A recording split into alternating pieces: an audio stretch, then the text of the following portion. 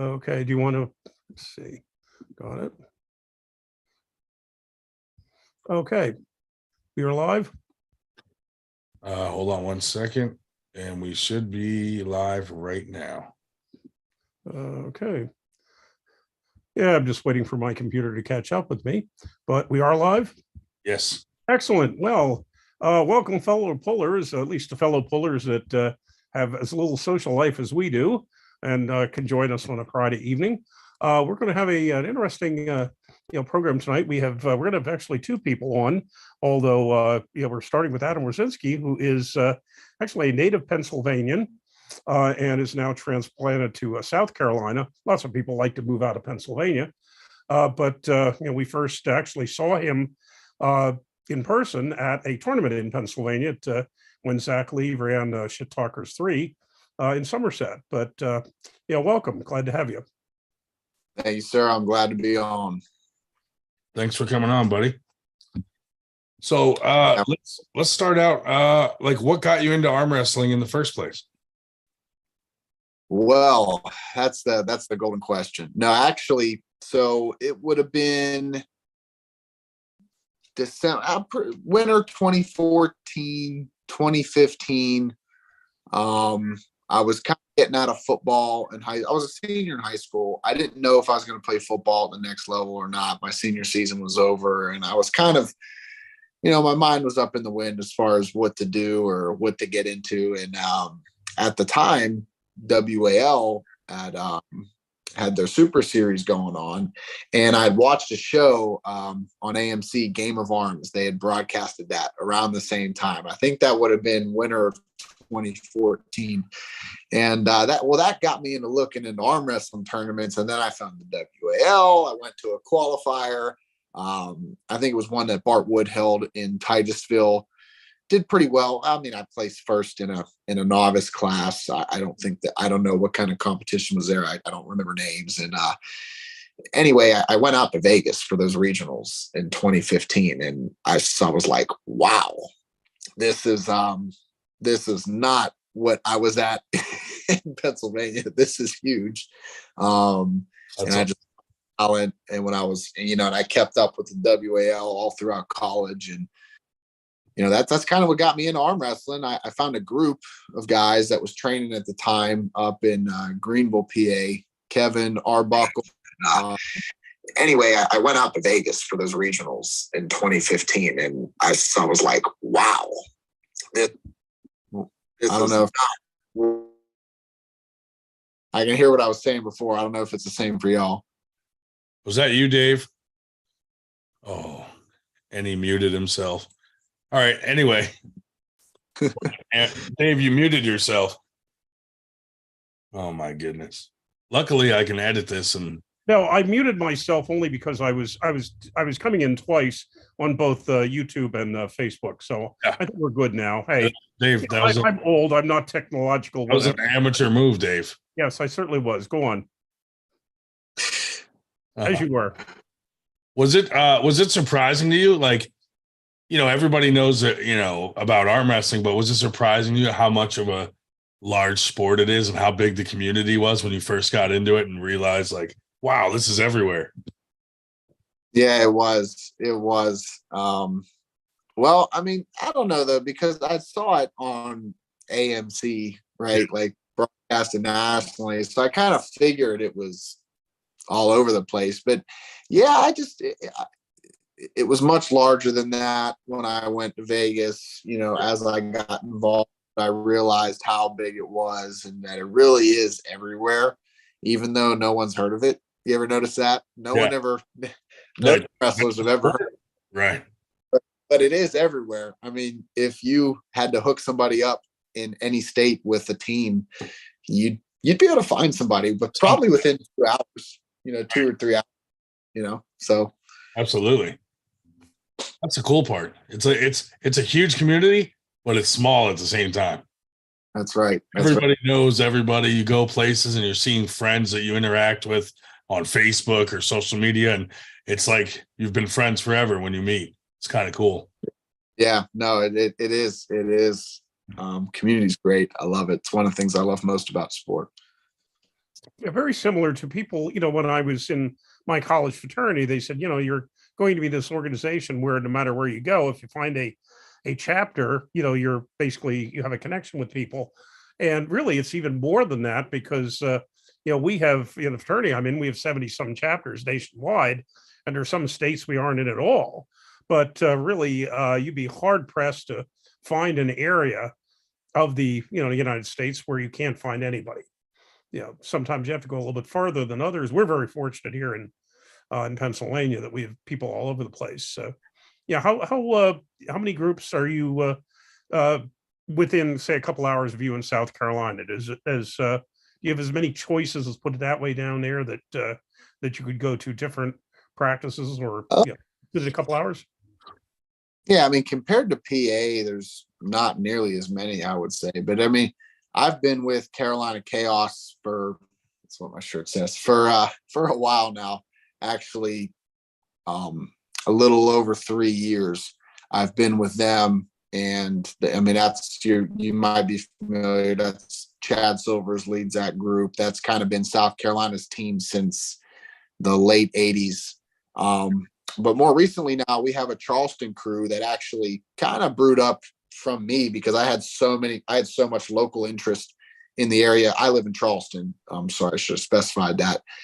Carolina Chaos is in Spartanburg, which is more the upstate. That's actually about a 2.5 hour, 45-minute drive for me every Sunday when I go. But I had so much local interest in the area that there's actually now a group that's formed out of that. And they actually train Friday evenings. They're probably just getting finished up right now. But yeah, we got our group here now. We have there was a group in Orangeburg for a little bit, but they kind of have diminished, and some of their guys actually train with Charleston now. So I guess it's just kind of changed locations, maybe in personnel. And I believe there are some smaller groups. I think Donnie Anderson has a group now that he trains with in Columbia area and up towards Myrtle Beach too. That's kind of on the North Carolina, South Carolina line. You've got Ryan Ballinger's crew, and there might be some other small groups I'm missing, but that's pretty much it. What do you got coming up? Anything big? Any big matches that you could tell people about that maybe if they haven't heard? Absolutely. Next Saturday, East versus West 5, I will be competing against 4-time world champion Bozidar Simonov, and I'm extremely blessed and humbled to be representing the United States and go over there, and very honored to pull somebody as decorated as he is. So if you have time, Saturday afternoon, 12 p.m. Eastern, check it out. Absolutely. Everywhere on Facebook, it's Core Sports. I think it's app.coresports.tv/signup or something like that. But if you Google it, you'll get to it. 12 p.m. Eastern for $15. The card is just amazing. I mean, not only, but you got you got Devin, John Berzink, Paul Lynn, big PA guy. You know what I mean? Yeah. Justin, the list goes on. Everybody's going to be on. So check it out. We'll all be watching, cheering for you guys. Now, Thanks, how did that man. happen? Did they reach out to you? Did you ask? Yeah. How did that happen? Well, actually, it's funny because, Manolo's one, and a bunch of other local guys around. I know they've apparently been barking up Engen's tree. And, everybody's been telling me, you're going to get your shot. You're going to get your shot. And I'm like, nice. Man, I'm not banking on it, but that would be so dang on cool. And next thing you know, I get a message from Engen Terzi. Well, actually, it might have been somebody had told me, like, hey, you need to reach out to Engen. He wants you to reach out to him. So I honestly, I can't remember. I may have sent a message saying something like, but a week later, it was some time after, he reached back out to me and said, hey, I got a slot for you on East First 5. And I was like, yeah, sign me up. Whoever it is, I don't care. I'll be ready. Yeah. Know? Is that the first thing you're thinking? Like when you get a call like that, are you like, all right, I got to make sure I'm ready for this? Like, do you start a training program or do you keep doing what you normally do? I mean, well, see, it kind of worked out for this one. Well, it kind of worked out and it kind of didn't. So it was right after my match with Paul Talbot in Right. South Carolina. And I was actually a little bit beat up after that because, well, I pulled Paul and then I pulled 3 weight classes in that tournament. Right. And that put some damage, that put some dinging in my elbow. And so I was coming out of that, and it was like a couple of days after that hanging off of me. I'm like, well, I don't really feel like getting back into training at the moment, but I guess we're just going to have to push through it and go. And so it was good in the sense that I was able to reset and not have to change up anything because I had already went training for a match, done a match, took a week, and then got back in again. But then again, I was a little bit, I would have liked to go into that training a bit more fresh. But at the end of the day, man, it did, it doesn't make a difference. I'm ready. I'm prepared. I'm trained. And Great. I'm ready to show out. Yeah, go get it. TJ Trout has a question. He wants to know, what weight do you pull at? So for a long time, it's been around 200 pounds. But over time, it slightly has gone up. I haven't really walked into the 220s much yet. I mean, I've pulled a lot of tournaments. I'll pull 220s, 240s, supers, whatever. But comfortably 209 is my go-to weight class where I don't have to do any alterations to my diet, right, or have any special accommodations to make the class. 205 is very comfortable for me. And 200 and even that 198 class is still very attainable for me. I just need a little bit more notice. Yeah. And I mean, I really don't have to do much. I've kind of been getting into the water loading a little bit too. I don't do that to an extreme like a lot of people do, but I can easily shed 10 pounds that way and not take 3 weeks to do it. Right. So I'm getting to those lower classes as I'm learning a lot more about that. So yeah, that's around 200 to 210 is kind of naturally where I'm at.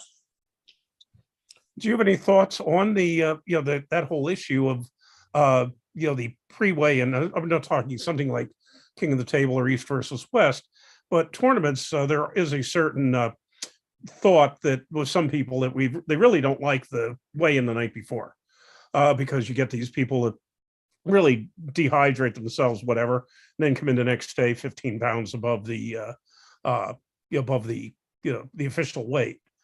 So there's it's been somewhat of a controversy. I know some folks in this part of the countryside occasionally have talked about specifically doing a tournament where they do not have the pre-weigh-ins to basically put the kibosh on that. Do you have any thought on with the pre-weigh-in? Is that good, bad, indifferent, or just something we live with? I don't see an issue with it. I mean, I'm honestly, I'm for it. I mean, I look for tournaments that have pre-weigh-ins just because even if it is a weight class that I'm making, that I don't have to really cut for, like that 209. I mean, you want to be able to comfortably, you want to weigh in and then be able to comfortably eat after to fuel your body. I know a lot of guys that cut 20 pounds, 25 pounds and come in the next day, go from 200 to 176. And then the next day come back at 190. Look, what people don't understand is that is extremely hard to do. And it's also very dangerous. And in me personally, I don't see how you could be as strong when you're doing something that extreme to your body. Right. Some people differently, but everybody's like, what? That's not fair. He cut all that weight and then he came in the next day 15 pounds heavier. Well, buddy, you do that and then you tell me if you feel as strong. Right. Yeah, I agree there. He's probably, if they're not doing, I mean, look, some people do it successfully. This is, when I say this, I'm not classifying this under all people, but most people don't do that correctly. And look, it's a lot of people take all that time to cut that weight and go 0-2 in the tournament. Yeah. Yeah, they feel terrible the whole time. Right. Yeah. I mean, look, I know one of my teammates does it very well. Another guy in North Carolina does it very well. David Redmond might be one of the best guys I personally know that does that, because it doesn't appear that it affects his physical performance at all. But look, if you're able to do something like that and pull it off, God bless you. Do it. It's natural. It's not like you're taking PEDs. It's not like it's a natural process. You're not doing anything, differently chemically to your body. If you want to take the effort to draw the water out and then try to put it back in under the time frame, all power to you. Yeah. No, of course, Ryan and I don't have to worry about that, because there's no way in hell we're going to get out of super heavyweight anyway. But I know it is an issue with some of the lighter weights. Maybe someday. So since it came up, how do you feel about like PEDs and steroids and this and that? Against them. I used to be indifferent. So I've never explored the world of PEDs ever. It is personally, for me, something I will always stay away from. There's really no excuse. But I used to feel indifferent about everyone else taking them. Yeah. Like, if you want to take them, take them. Well, I don't know. My viewpoint has kind of changed on that. I just feel like it's irresponsible. I feel like it's bringing a knife to a gunfight. And a lot of people are going to come back with the rebuttal as well. I needed it to, doctor prescribed to heal or whatever. Or I don't know. They went through a surgery, and, that's a little bit different. And I'm not going to really dive into all the specifics, but in general, yeah, I don't think PED should be a part of the sport at all. I really don't. I mean, it's just irresponsible as a man to do, to put, first of all, like, the money in this sport, it's not even worth it. I mean, right. You're in the NFL making millions of dollars, at least you can make your case. I still don't think it's morally right, and I still think it should be banned. But man, you're chemically altering your body to perform at a level that's can't be reached naturally. I don't think that should be allowed. If you're one of those people that just work out in the gym and you want to look amazing and you want to take PEDs, again, morally, I don't think that's right. But hey, at least you're not physically competing against anybody. You're not bringing harm. What I mean? Arm wrestling's a little different. It's not like MMA or anything, but again, you're physically gripping up and competing with somebody. Right. And yeah, it's strength based. It's strength based. And if you're taking those, it's just, and I know a lot of guys who take them, and I just don't agree with them. I don't agree with them. I don't think it's a good way to elevate our sport. I don't think it's a good example to set for young men. They're bad. They're bad. And I'll argue with that with anybody. And it's a shame, because most of the top heavyweight arm wrestlers in the world are all juiced up on them. And I mean, it's cowardly, if you ask me. I mean, I'm probably going to offend a lot of people, but look, no one watches our show. Listen, they should. I don't care. It's very cowardly as man. It just is, man. Look, don't take the easy way out. There's no easy way out. There's no special formula, and that stuff is going to catch up to you. It's going to cause issues. I'm going to speak for all the natural guys out there, for all the people that put their head down and work hard, keep doing it. Because there's nothing honorable or reputable or about taking PEDs. There's just nothing good about it. I'll be a guy to stand against that all day long.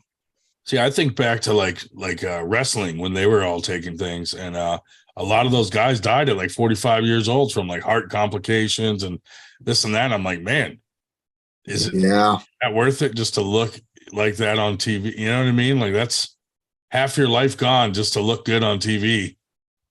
Right. And look, and I'm not, when I say I'm not digging into the cases where, again, you may have had a surgery and hey, the doctor really prescribed this to you to, heal, or, if you're John Brzezinski and you're 59 years old and you need a little bit of test to compete at that level because your levels are super low. I mean, I'm not saying he does that. He's just a great wrestler that comes to mind that's a little bit older, or a Ron Bath or a Todd Hutchins, or, I could see that that's older ages of life that maybe test gets down so low to the point where it's not where it even be. And you're taking it just to be at a normal level, right? Again, doctor prescribes. If you go in and seeing a physician and they recommend that you increase your testosterone to maintain a healthy level, then because of your age, absolutely, that's a different argument. But right. Yeah, I can see that if you have like a deficiency, and that's bringing you back to like a healthy level or something. Absolutely, that's a whole different discussion. Right. There you go. There's my rant. Well, no, and I think that's absolutely true. In some respects, well, there's several points. Number one, that's why you really don't see that many of, I shouldn't point any specific nations, but certain nationalities that are very good in the sport, let's put it that way, that are very short of people in masters because they've basically killed themselves off, by the, as you say, killing themselves off by, taking them, and they just don't last that long. The other thing is really, in some respects, I really think that beyond that, just the short-term injury type danger from the PEDs, really this sport is worse than bodybuilding. It's more dangerous, maybe it's a better way of putting it, than bodybuilding. That, when are bodybuilders exerting the greatest force against any of their muscles? When training. When are pullers exerting the greatest force? It's when somebody's across the table from you wanting to rip your arm off, and it's not as predictable as to what's going to happen. And I think as a result, we probably end up with more bicep tears, tendon tears, and so forth in this sport than you would in bodybuilding. Right, because regular, again, you're taking something. I mean, things don't grow at the same rate. You're developing muscles probably a lot faster. And I'm no expert. I don't study PEDs, but I've heard they do lead to a lot of injuries. And I've even heard some people say our recommendation is train naturally for a couple of years. And if you want to, if PEDs is something you want to get into, then maybe. And I'm like, you're promoting that? Like, what? Stop. No. What's really bizarre is the ones that are talking about what they're taking or should be taking or recommending they're taking at age 22. For God's sakes. I mean, it's utterly ridiculous. Very bad, gentlemen. I'll be the first one to say it. There's a lot of people, just like everything else in society, that are starting to, this is okay. If you're thinking about doing this, think about it, that, they're starting to normalize these things that are not normal. No, PEDs are not okay. They're not normal. It's not natural. Guys, stop taking them. Anyone that's promoting that needs to just, I just have a very strong opinion against it. It's not honorable, and it's not. And they're certainly not, the International Olympic Committee isn't certainly going to let us in as long as it's so prevalent. Right. Anyone promoting that, Adam's coming for you, and he's going to arm wrestle you. Mm-hmm. to show you that you need him. It's very satisfying when you're natural and you're beating guys who are on them. Oh, I bet. It's a very satisfying feeling. Yeah. I'm sure. It's one of those things, nobody's ever going to agree on it, I guess, which is, what it is, I guess. But, yeah. Well, thanks for giving us your opinion on that. That's, I know that was a little strong. Controversial topic. So, no, and there aren't that many people who are willing to take a stand like that. I mean, at times it seems like, RVJ is the proverbial, all calling out of the wilderness, all by himself, with arrayed against a large number of people who are saying, "Oh, baloney." It's prevalent. It's done, and hey, join them. That. Yeah, I'm a stand against them, and I'm able to take a stand because I haven't taken them. Some people, they might be against them, but they've taken them. You know what I mean? Right. And they've. So it's not real. It's kind of ironic when people like that take a stand. But still, I have no problem taking a big stand against that. I've always, if I could push a young man or whatever in the right direction by giving my opinion, then I'll absolutely do that. Yeah. Mm-hmm. The sad part is it creates a situation where if everyone at a certain level is taking him, for you to break into that level, you almost have to take him too. That's what they feel. Yeah. And they feel that pressure. And it's, and they feel like, all right, I'm never going to be able to compete at that level with these guys that are all taking them. So now I have to take it too. Yeah, that's the right way. That is not the right way to look at it. You put your mind on something, you can wear nothing beats hard work, man. Nothing beats smart, hard work, putting in the time and the effort. And you do that, you can get to whatever level. Look at Devin. He had that blood clot from, I assume from taking so many steroids. He said they told him his blood was like gravy, all the oils he's pumping into himself.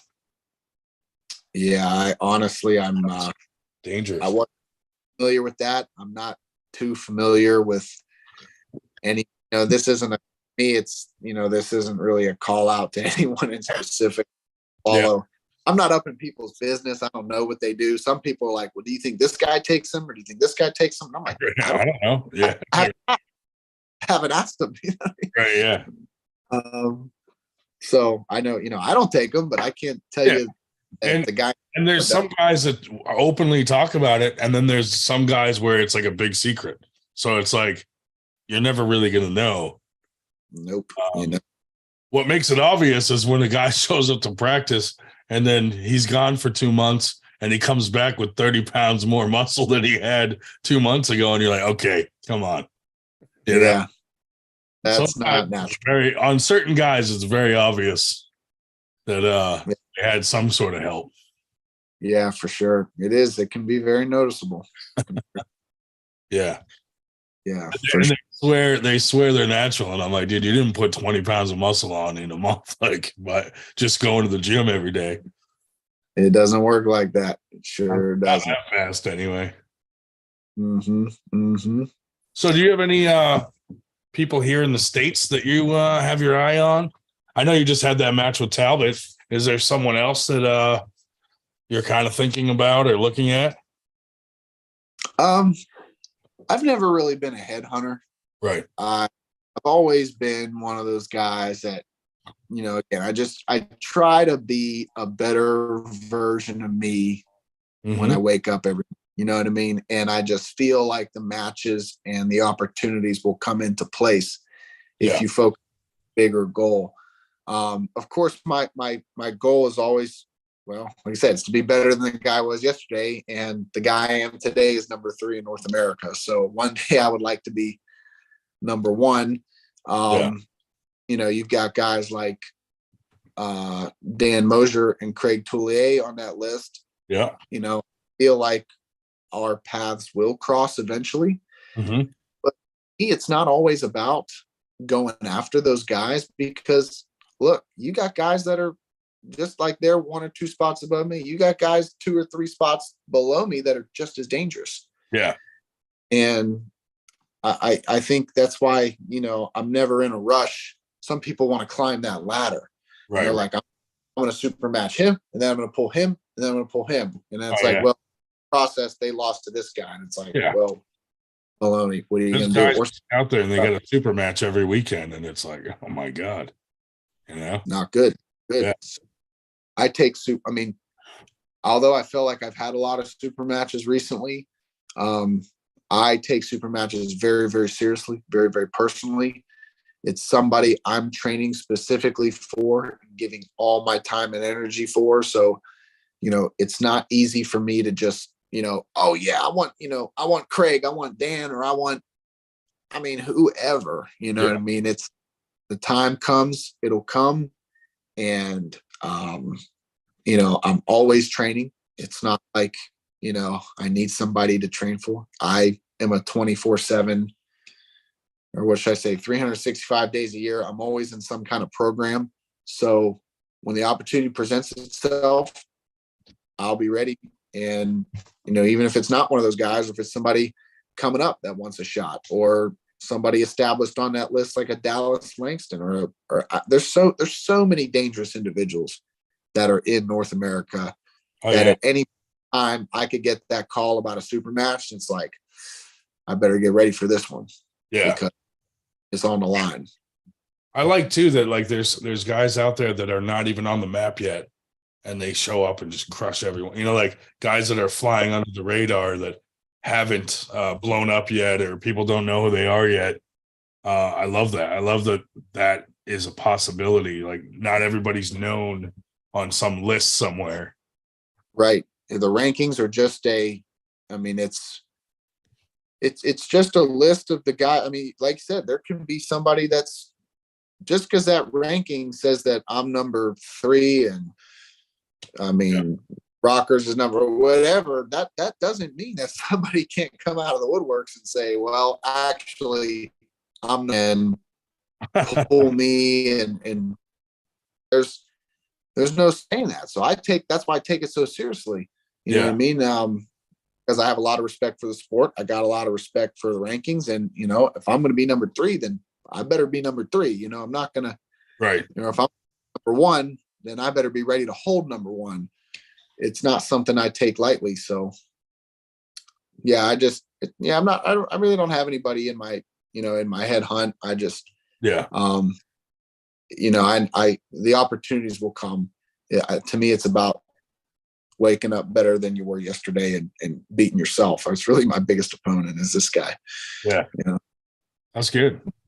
And we find at times we have a heck of a time with some people that are reasonably high ranked, not necessarily in the top 5, that we have a hell of a time finding a super match for because they don't want to pull anybody that could be dangerous that's below them. That right. They're really more worried about falling down the list than they are about climbing it. Yeah. That annoys me though, because it's like, in order for you to get to number 3, someone had to give you a chance to climb. So now that you're number 3, like those guys that like won't pull anyone below them, it's kind of like, well, someone gave you a chance to get there. Give someone else a chance to get there also. I hate that when guys are just like, I'm not pulling anybody that isn't well known, or, that kind of annoys me sometimes. Yeah, I agree. Prove your worth. If it's somebody, I'm all about, if somebody less established wants to pull me, and I'm all for pulling them, but I do think there's a price to be paid. You know what I mean?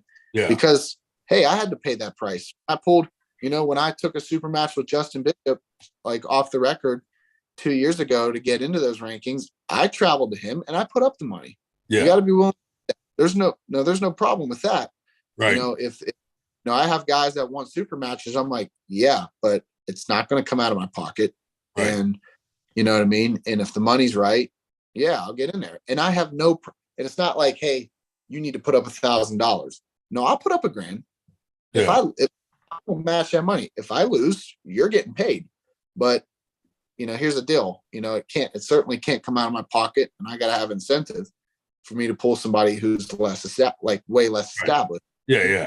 And that's how it should be. I mean, like I said, I paid that price multiple times. Hey, right. I traveled to prove my worth and done this, and there's nothing wrong with that. And like I say, if I lose, I'm paying up too. You know what I mean? Yeah, yeah. That's good. That's good though, because it makes it fair. Like, you both have something to lose. You both have something to gain. It's not like a one-sided situation. And it makes these matches much more valuable too. It makes those top 10 matches. Okay, you want to be serious about this? You want to get up to this level? There's a price, and it's not just, hey, yeah, somebody's backyard. Let's have a super match for the number 4 spot in North America. No, it's not like that. You know what I mean? It shouldn't be like that. So I think it's up to people who get up to that level. Again, it's all about professionalism. It's all about sportsmanship and, elevating the sport to higher levels. So if we're setting the bar high, Mm-hmm. And then, the sport's only going to grow, I think. Absolutely. And there certainly are established people that are willing to, give the, new people a chance. One of our comments in the chat is talked about that Aussie kid traveling all the way to the USA to face Alan Fisher. And I don't remember the name of but he's a 16-year-old Australian champion that is coming over here to pull Alan Fisher. I'm not sure what the details of it were, but certainly it's shows that Alan.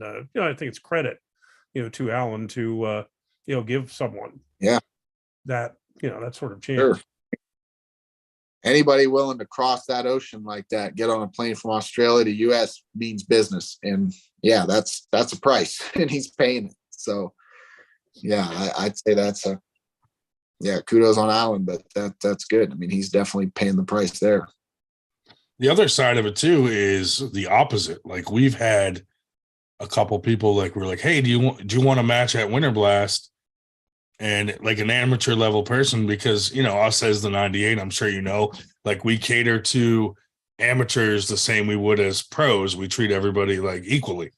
So if you're an amateur and you want a match and it makes sense and it's exciting to the local community, we're going to give you that opportunity. But we've had some amateur level people be like, well, how much are you going to pay me to have a match at your tournament? And I'm like, what the fuck? You know what I mean? I'm like, never mind. You know what I mean? Because we're a new group to begin with. So it's not like we have all this money laying around to burn.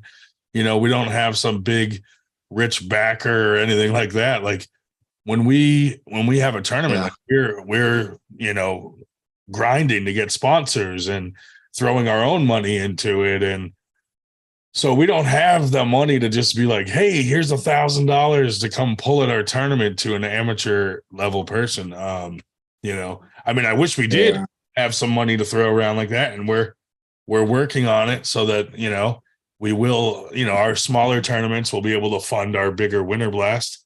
And, I think it's because, they see other people getting paid to pull and stuff like that. And they start thinking like, well, hey, why can't I ask for money to be pulling? But it's hard when you're at the amateur level to really ask that of someone. Yeah, I don't think you should be asking that at all. I mean, it's that's pretty, I think that's not humble at all. I mean, you're giving them the opportunity to pull a super match, which is very rare. You're seeing more of it now, but there's really not a lot of super matches that happen at the amateur level. So for you to even get that, that's kind of what tournaments are for. Right. For people who are, just getting started, low level pros to get in there and all bang together. You know what I mean? Yeah. That's kind of how I look at it. Like, hey, we're giving an amateur level guy an opportunity to be on the same card as some of these high level guys. Like, that's a cool opportunity. That's not an opportunity that many amateurs get. So when people say something like that, I'm just like, yeah, it's ridiculous. Maybe we'll go with someone else that actually you know what I mean? Yeah. Yeah.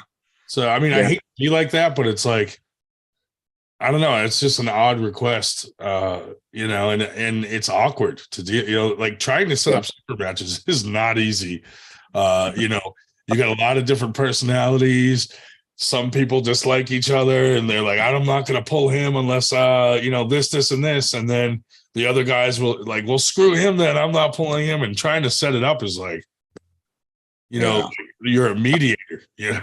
But a lot of credit to you guys. Hey, I hate to cut you short, but I don't have that much time left. Do you have any last questions or comments?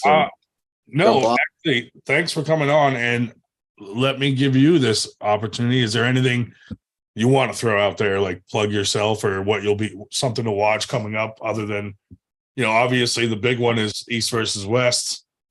Hopefully everybody will tune into that and support our West guys. Absolutely. No, I just want to give a shout out to, you guys 98%, all that you do. You know, to every arm wrestler out there, stay strong, train hard, go to tournaments, travel, compete, and do things the right way. Stay away from drugs, please. Nice. And yeah, just stay on the right path. And with it, you know, and enjoy the sport for what it is. You know what I mean? Don't get, you know, it's starting to, sometimes the sport gets out of hand and goes in ways that, you know, we don't want it to. Let's keep it professional. Let's take arm wrestling to the next level. I think you guys are doing a great job for doing that. So thank you. I want to thank you personally. We appreciate the kind words, and you're killing it out there. You have a lot of fans, and we're part of those fans. So we'll be cheering you. Couldn't be me without you guys. So thanks to all y'all for that, for the support. It's been amazing. I'm very humbled to be able to represent you next weekend in Turkey. Awesome, man. And I'll reach out to you sometime, and we'll do like a real interview, not on the live, in the future, so that you know, everybody can get your background and stuff like that.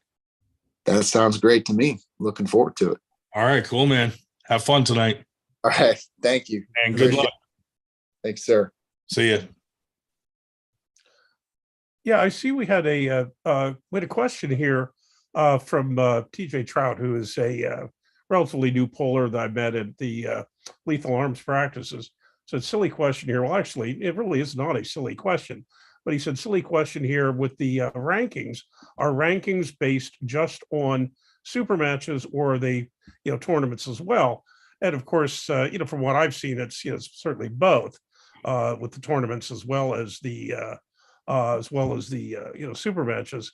But, you know, it just strikes me, is that maybe at the upper, is there a split there that for most people it would be based on tournaments, but at the very elite level, it would possibly be mainly, you know, super matches that contributes to the ranking? What do you think? No, I think super matches and tournaments get reported in. Well, they both get reported in, but I suppose I'm asking what at the elite level do super matches are they weighted heavier? Because I think maybe at the elite level, or a lot of these people are they actually even pulling tournaments? I know some guys that do some of the rankings have like a point system. Mm-hmm.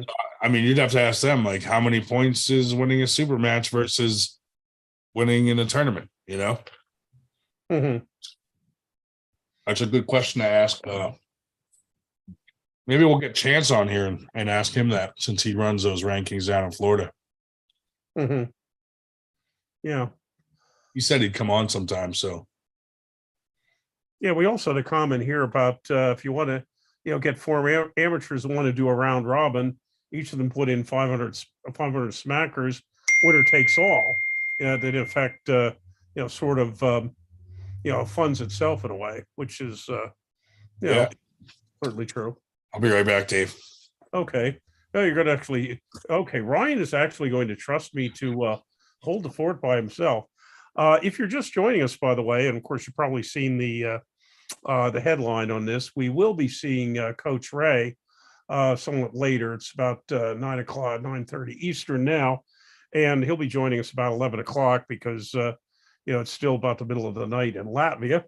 But whatever. Let's see. Anything else we have here for amateurs? Look at some of the chat, but you know, it's Schmel made the point, if you're truly number 3, 2, or whatever it is, and 7 wants to pull you, let's see, no, wait, what's this? If you're truly number 3 or 2, whatever it is, and number 7 wants you, if you're number 2, 3, you maintain that position. If I understand this correctly, what you're saying is that that if you lose to someone well below you, you won't drop down. I'm not sure that that's the case, but that could also be a, you know, question, or for somebody like such as Chance that you know, knows how these work. But whatever. Let's see. David Barr asked on a personal note, which you normally I wouldn't answer. I'd put personal in the chat rather than pester people in the live feed. But since we're basically sitting here and Ryan abandoned me anyway, though the healing's coming, quite nicely from me taking a nosedive. I actually had a heart procedure yesterday to shock my heart back out of atrial fibrillation to normal beat, which it actually looked like it worked. So in short, it looks like I maybe around for a little while. So damn it. Yeah, the trolls that don't especially care for me, sorry, whatever, you're gonna have to wait a little bit, but in any event. But oh, bloody hell. Okay, and I see the smell. All right. I missed under that. Said, sorry, Dave, typing quickly. If you're truly a better puller, you'll beat everyone below you and you won't lose your spot. Okay. I'm with you there. I was under the impression that you were saying that if you did lose to someone well above you, or well below you rather, it wouldn't drop down. But instead, your point was quit being a bunch of pussies, which yes, I would say that's certainly good advice. But and yeah, Smoe asked about ablation. I just had the what they call a TEE with cardioversion yesterday, but I'm going to be talking to somebody on 1st of December about ablation, which is basically a heart procedure for those of you who don't know heart procedures, which I didn't either, that essentially tries to keep you out of atrial fibrillation. But so, hey, whatever. But thank you for asking. Now we're having medical conversations rather than the usual. Well, it's somewhat more edifying than some of the conversations we have when you're on, and these go very into. We got to talk about your medical records instead of your masturbation records. Yeah, right. That's what I'm saying. Instead of sex conversations like we have when you're basically in charge. But in any event, this is false accusations. Yeah, well, of course, we could talk about if anybody's within a couple hours of Easton, Pennsylvania, which is right on the Delaware River. We are having a tournament tomorrow. Yes, and love to see you. We told Paul Lynn will be there. Now, since Paul is also going to Turkey next week, we suspect he's probably not going to be pulling tomorrow, but we might have a decent crowd. We're certainly hopeful. I did the early weigh-ins tonight at the Team Predator practice site, and we had 11 people from as far away as Virginia and Virginia and New York, upstate New York. So if that's any sign, we can hope that maybe we'll have a decent turnout tomorrow. Let's see. TJ wants to know if you are pulling tomorrow, Ryan, are you going to risk your record as the worst arm wrestler in the world? I'm probably not, just because of this injury. I'm trying not to go too crazy with it. I mean, I can slow pull, so I may side pull, but for a ready go, I'm probably going to avoid that for a while. Mm-hmm. Yeah, well, and besides, since we know that right arm you're going to beat me, you can't pull right because we're both in the same fat person weight class, and you beat me, and then you wouldn't be the worst arm wrestler in the world anymore. Exactly. I'm not going to give you my title that easy. No, only the second worst. But yeah, practice wins don't count. Well, this is true, but maybe we'll do a best of 20. Well, yeah, I've been trying to. I'm available. I'm going, of course, to that tournament. If there's any North Carolina people here that, of course, I have Hunter Welsh best of 20 left arm at that Camel City Classic at Winston-Salem on the 14th of January, and I've made some offers to people if somebody wants the same deal right arm. Haven't found any takers yet, but whatever.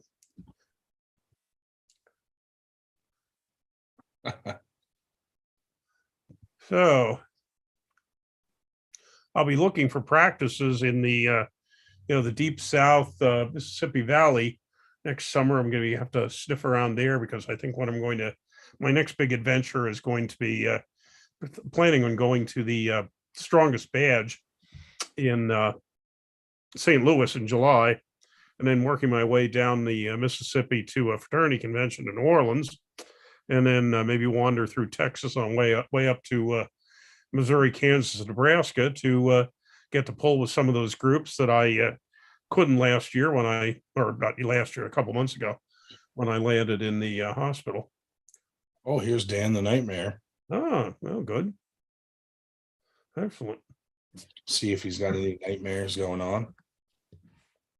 Yeah. Let's see. Daniel-san. Yes. Yes. Uh, How everybody today? Look at this guy. What's going on, buddy? Not a whole lot, man. Just enjoying a little bit of my recovery from the insane little bit of practice that I did this Wednesday and then the tournament on Saturday. It was a pretty stacked tournament. Yeah, I looked at it. do you believe in 2 tournaments in 2 weeks in a row, or are you No, gonna I'm not gonna. If I didn't have Olympia to go to, I would be there. But because I have Olympia, I'm not making any risks and any chances. I need to get as much table time, practice wise, in as possible. There's certain things I need to work on. This last tournament really was an eye opener to me, where I have been neglecting certain lanes, and certain people were able to exploit them almost in the same fashion, 2 times in a row against me. So I was like, I gotta work on this. The fans want to know if you dyed your beard. If I dyed my beard, no, I did not dye my beard. They said like Ed.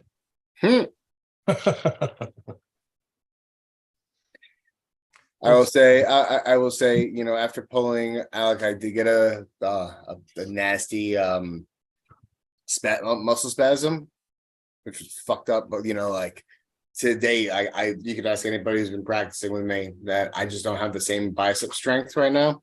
So it's gonna take a little rehab, nothing serious, nothing I gotta be concerned with, but a little rehab work.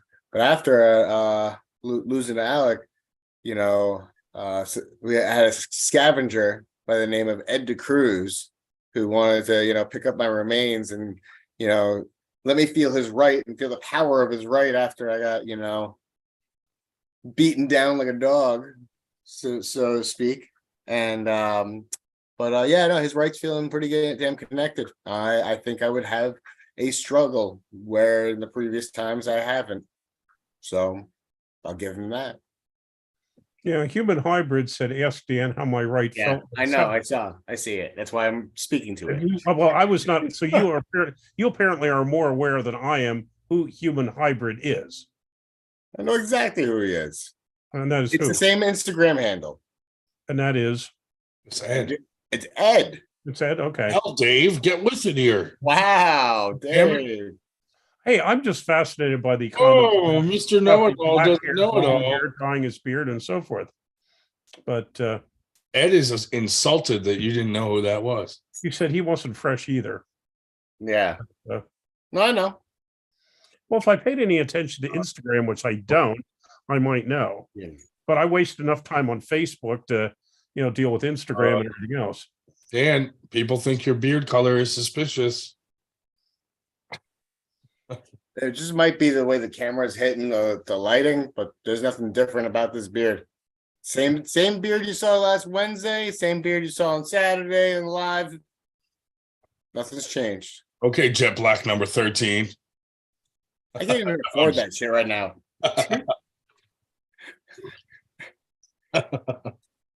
Listen, if I'm going to use any hair coloring, it's going to be for the top of my head. That's the shit that's bald and graying out already. I was considering just going straight bicking it. If I start truthfully balding, I might just do that. Yeah. Just straight cue ball it. How do you think you would do against Ed in, say, like a samurai fight? Oh, he kicked my ass. I'd stand no chance. I had to bum rush him and pray to God that he wasn't fast enough to impale my fucking guts before bum rushing him. Like I would be like literally, like those guys who think they're samurais in those movies and they just kind of like run all kind of batshit crazy. That would be me, flailing the sword all about. It would be a shit show you wouldn't want to watch. We got Coach Ray coming on at 11. Nice. That'll be fun. Thank you to Coach Ray. Thank you to Adam for coming on and giving us his time. What a nice guy, huh? Sweetheart. There was, I caught the tail end of that. I was he definitely seemed like a nice individual. I don't know why he wasted his time with you alone. I don't know. I asked him nicely, so he agreed. Fair enough. You nice? Wonder Steve. Yep, wonders deep for So the reason why the beard looks very clean cut and crisp is because I started my new business today. I was at the Coney Island Hospital, which is now Brooklyn South, but I am offering chair massages to the hospital staff. I've been working with a couple different people in that regard, and finally a lot of the red tape got lifted and I was able to get in there, and I can really make a difference in these people's lives that helped all these other people during COVID. These guys are literally, you'd be surprised how sad and pathetic. It's like as if it went to a freaking shelter, almost like an animal shelter, and you see those dogs that never get taken home. That's the same expression that I've seen on each and every one of these people. Right? Like they were just defeated and they need someone to help them put them back together. See, I thought that since you're so competitive with Ed in arm wrestling, that you were like, I'm also going to beat him in the beard game. No, I just want to clean up. I just want, I can clean up. I actually, there are times where I actually have my previous jobs have been in a suit. Dog, stop moving the freaking camera. Get out of here. I've, worked in a suit selling luxury watches. And I don't look the part, and nor do I act the part at this point in time, but I can put that flat on. Was it a trench coat with fake Rolexes that you just like pulled out? Like in the New York? I mean, that seems more plausible, correct, but no, it was that or no. I was on a New York street corner. You're just like, can I get you a gold watch? How about a gold toothbrush? No, but oh, I got a text from. I have to say to some of the people in the chat, as you probably noticed, we are studiously ignoring all of your attempts to get the neck jokes started again, since we had that last week. But sorry, come up with a different one. Have to come up with a different word. That was quite versatile. That you could use that word for quite a bit, but we're gonna have to do something else this week instead of that. Oh wait, you on the left side? Go. Get out. Someone mentioned neck. Mm-hmm. Uh-oh. So I said we're studiously ignoring that. There's been a couple that have been trying to get that started, but I think we exhausted most of those last week. I don't know, Dave. There could still be some out there that we didn't hit. Well, the only problem is that let's see, God. what are we at? We're only at 14 watching, and so, and of course, probably we're three of them, and I don't know if we want to, drive it any lower by bringing that in again next week. Have you guys mentioned arm gods earlier, by any chance? What's that? You mentioned arm gods. Who did? Did anybody? No. Not tonight yet. Oh, No. Dude, what do you think about them? I think that got something brewing over there. That it's a little different. It's definitely, I like the campy, the humor. It's definitely unique. It's capturing. Did you catch the game show, the non-arm wrestling game show? I have not. It's been a crazy week for me, so I have not even been online much whatsoever. Yeah, check them out, man. Yeah, I definitely will, because I am an Arm God supporter. Whoever's got the link, somebody share it. One of the mods, share their link, armgods.com.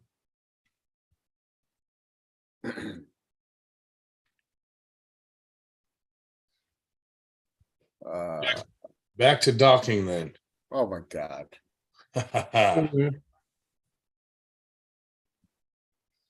So, David Moore, when are you going to show up at a tournament and bring your son with you.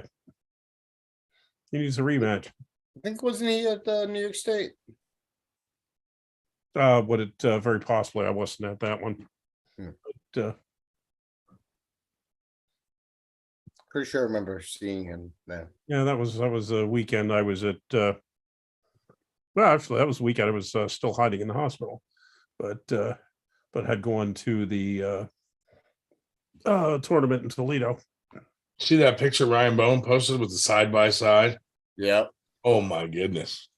That's and listen. It's of a difference. It's a difference. It's a difference. Yeah. I mean, what are your thoughts on him? Ryan Bowen.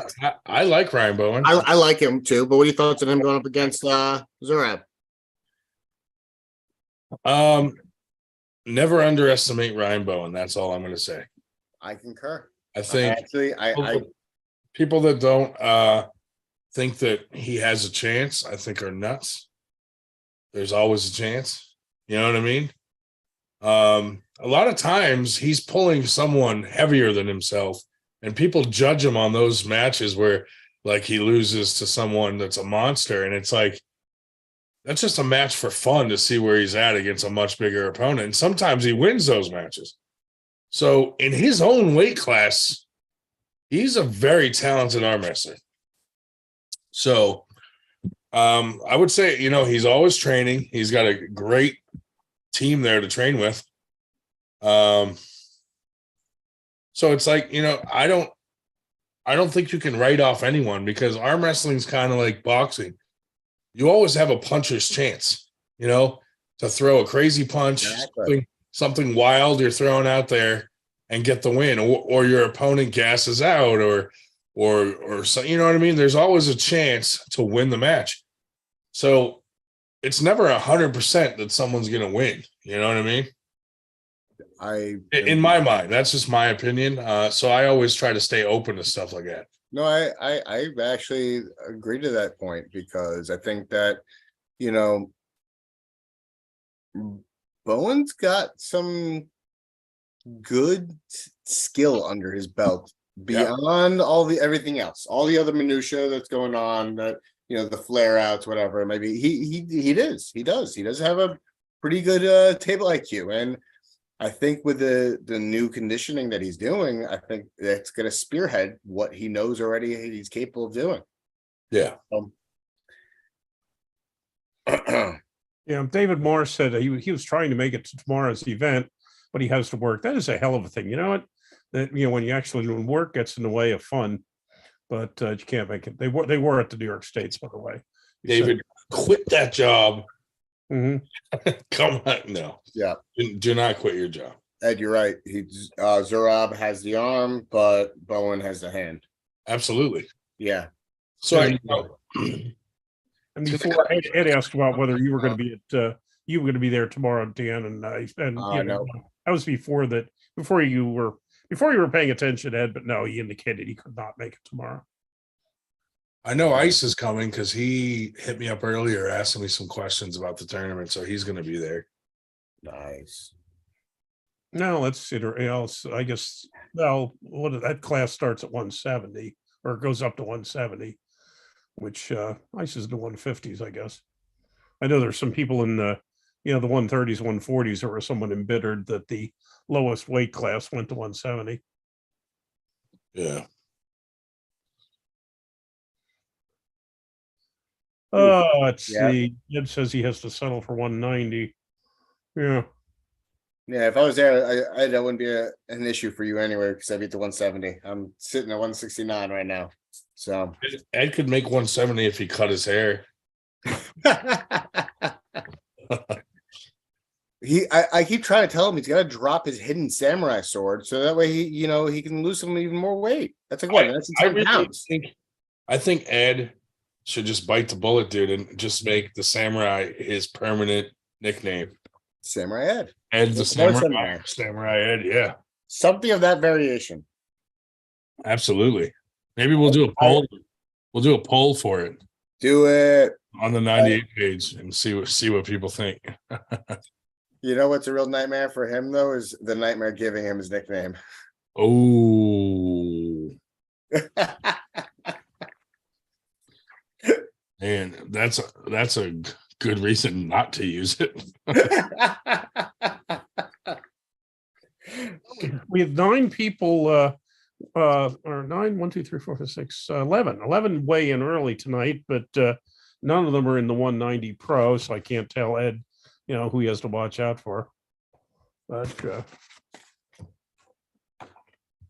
that's maybe a good sign that we had 11 people show up from 4 states to show up in our Predator Clubhouse to pre-weigh in.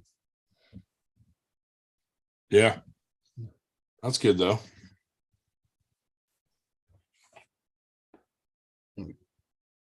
Yeah, most of the folks were local, but in any event, so it should be interesting. We will, the storm will be out of here. It looks like it's moving through faster, so it'll still be overcast, but the rain will be out of here by very early morning, and should be in the 60s. So last I'd heard, we were going to be outdoors with heaters if needed in a tent, but Breaking news, weather by Dave. yeah.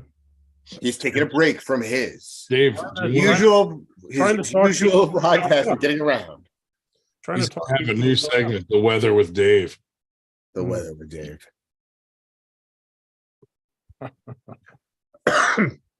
Well, I'm keeping an eye on it for like I say, because we were going to be outside,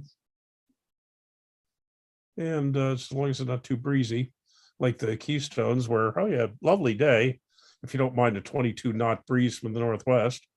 That Benji Mack in the house. What's up, Benji? Levon will cliff kick Zarab if he loses. Oh my God. Just like on 300, the Spartans would do with their. So yeah, I Warm said I'm tone. still gonna go to Olympia. What's that? I'm gonna still go to Olympia. I don't know if you heard any of the developments. So there was whispers or thoughts that the potential could have been canceled because there was going to be no money and that wasn't going to draw a lot of the pullers. But then I got wind that Bill Collins from UAL is taking it over. And he unfortunately can't provide any of the last minute takeover because the sponsors backed out from last year. They do they're gonna just give like jackets and prizes and whatnot. But I do think it's gonna be a high level of competition, a higher level of competition than what I'm used to. And I am excited to compete in a state and city that actually have not traveled to. So Yeah. that's the other thing.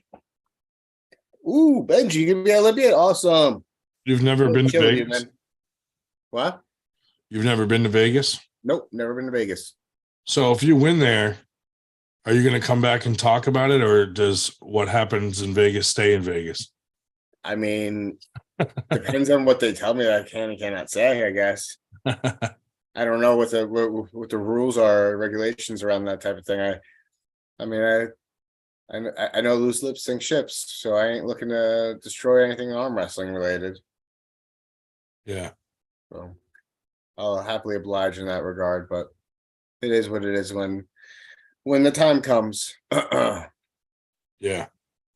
I definitely I'm amped up for the Arm Gods first like big tournament, super match series, whatever they're gonna be doing. And then you got Winter Blast, we got the New Way tournament next year. Dude, 2023 is already the first month and a half, 3 months is stacked with events already. Yeah. It's insane. Because we got We keep growing. we keep growing. That's right. So what do we got? We got early January, I think, is going to be the Arm Gods. Late January is the New Way Nationals. We got I'm not sure what's going on in February, to be honest. But then March, we got a lot. We got the Arnolds, going on. Iron House 3, I think, is happening, and Winter Blast, Yeah. and whatever else that we don't know at this point in time. But there's a lot happening.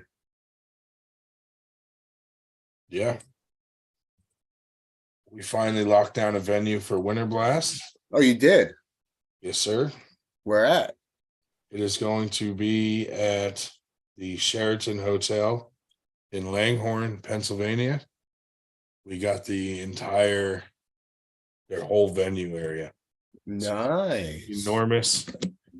It was not cheap, so Oof. taking a huge risk. But it is what it is. We're gonna grow, and these things are gonna happen, and we're gonna have to work through it. So hopefully we get a good turnout. And I've had a lot of people reach out. There's like a lot of guys from Kentucky are coming up to Winter Blast. Austin Jaggers and his whole crew. So I mean, it's gonna be cool to see who turns up this time.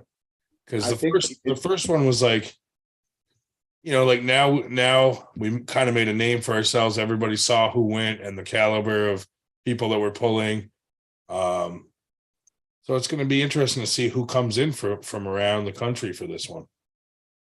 I think that we definitely need to get the ball rolling with some teasers, maybe. Now that we have a venue locked in the place. Yeah, I mean, I really got to work sponsors because, like I said, it was expensive to get that venue, but I think it'll be worth it because we've outgrown the size venue that we had last time. That was tight as it was, and hopefully this Winter Blast will be bigger than the last.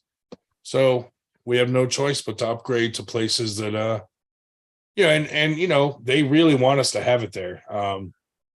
So hopefully we can have a relationship with them, and if we do Winter Blast there every year, they'll probably work with us more once they see that they'll be making a lot of money off food and alcohol and this and that. Absolutely.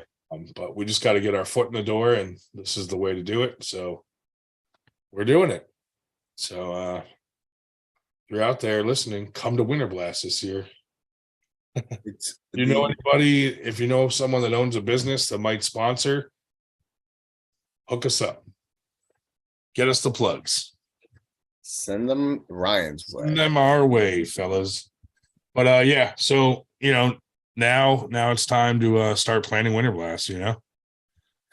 After tomorrow, we'll hit it hard. It's a lot of work behind the scenes trying to get sponsors, trying to get and inviting different people and seeing if they can get it in their schedule to come. So yeah, hopefully we can spread the word and get everybody to come out for that, because we'll definitely have the space. And we blocked off some hotel rooms, so their $200 hotel rooms will be about $130 for people that need a hotel room coming into the tournament. Okay, whether you're flying in or coming in, and there's a few other hotels nearby. There's lots of food nearby. Are you gonna get a block? Yeah, you probably should. You should get a room block just to make sure that. Yeah, we already did. Oh, you did? Okay, good. Yep. And we can add to it. So. Oh, that's nice. Yeah. And is that in the Sheraton or is that? Yep. Oh, nice. Right where the venue is. Yeah. Oh, that's even better, man. Yeah, they have a restaurant there that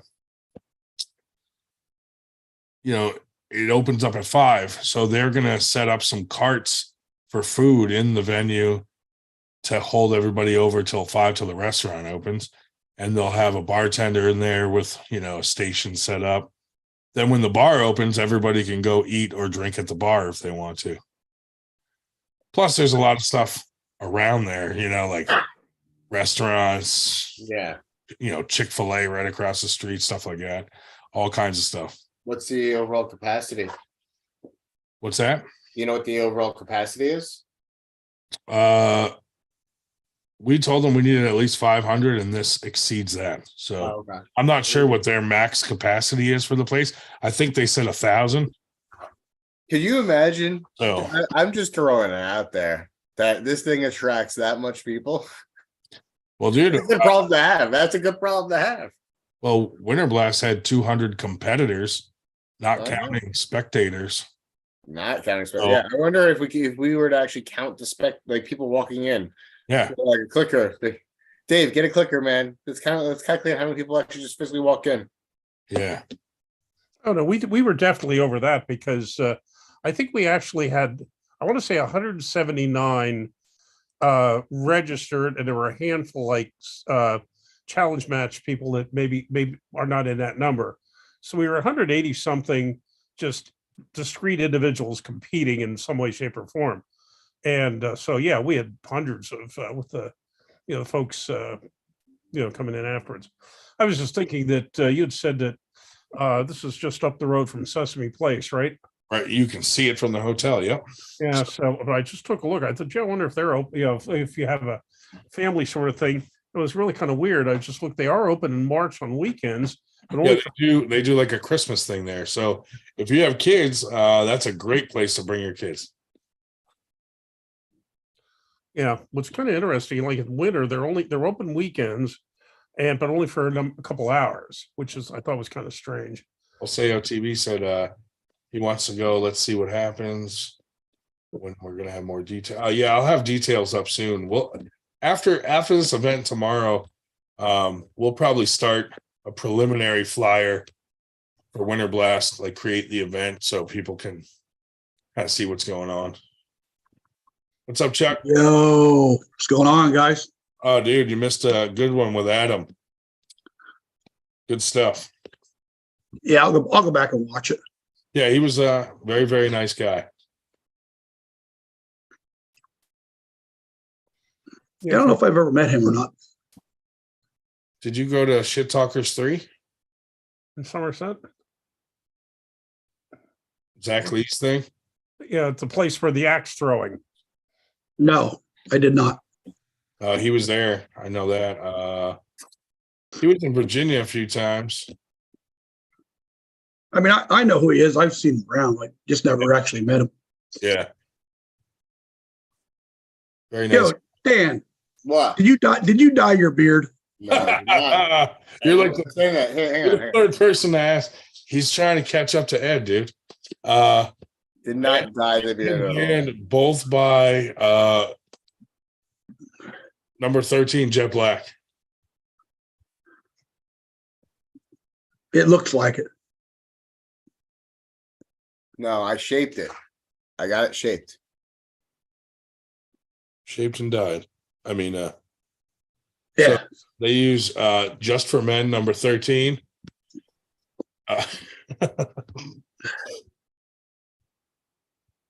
Now we're gonna have hashtag Just for Men. You know how they get crazy with their hashtags. Oh yeah.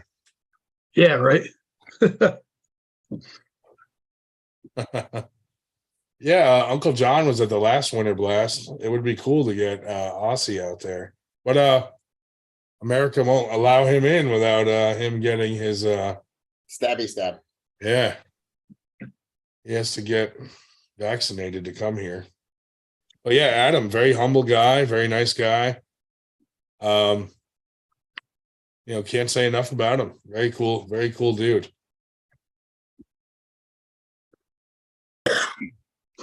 People flying into the area, like Paul said, talking about the coming up from Puerto Rico. Of course, Philly International, but also the other one to consider, just that's even closer in, Trenton Mercer County Airport has Frontier, coming in. Small airport, baggage claims like, close enough to the plane you could throw the suitcase at it, but 2 gates. But if you don't feel like putting up with Philadelphia International, I'm going to say it's Trenton Mercer County is right down the road. Now, I always thought Philly was easy to fly in and out of. I don't know. I've heard complaints. What's easy about what I like about it is if you don't want to drive into that mess, what I'll sometimes do is drive down and park in one of the SEPTA lots for one of the regional rail. and because the regional rail goes right to the airport. You know, What if we have Manolo fly over the venue and parachute down into the parking lot? There you go. I like that. Yeah, the regional rail actually is closer to the gates than baggage claim. You have to walk past the train to get your suitcase and then come back. But, Chucky Peterson went on a delivery last week and did a neck flex pick. Neck flex and chill. Oh my god. Neck flex and chill. Where is Ron? Yeah, where is Ron? What happened to him? See, every time I've flown out of Philly, there's all those little lots around there where you could pay to park, and like they're all fenced in. Yeah. They have a shuttle bus there. It goes to the airport, picks you back up, brings you back right to your car. Yeah. And I think when we went out there for Vegas in 2016, I'm going to say it was like $30 or $40 to park your car for 4 or 5 days. Yeah, not bad.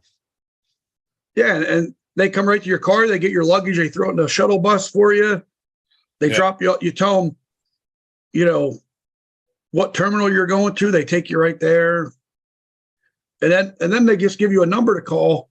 So as soon as you get off your flight, you call them, and within 10 or 15 minutes, they were there. You know, it was actually pretty easy. Free heroin. Chucky has a challenge match tomorrow, which I will not call a super match because Chuck's here, but challenge match against Fred Morrison tomorrow at the other tournament that's taking place out in East Liverpool, Ohio, with the Kiwanis. It's for the benefit of Kiwanis, run by the East Ohio people. Very cool. There's a couple other things going on as well.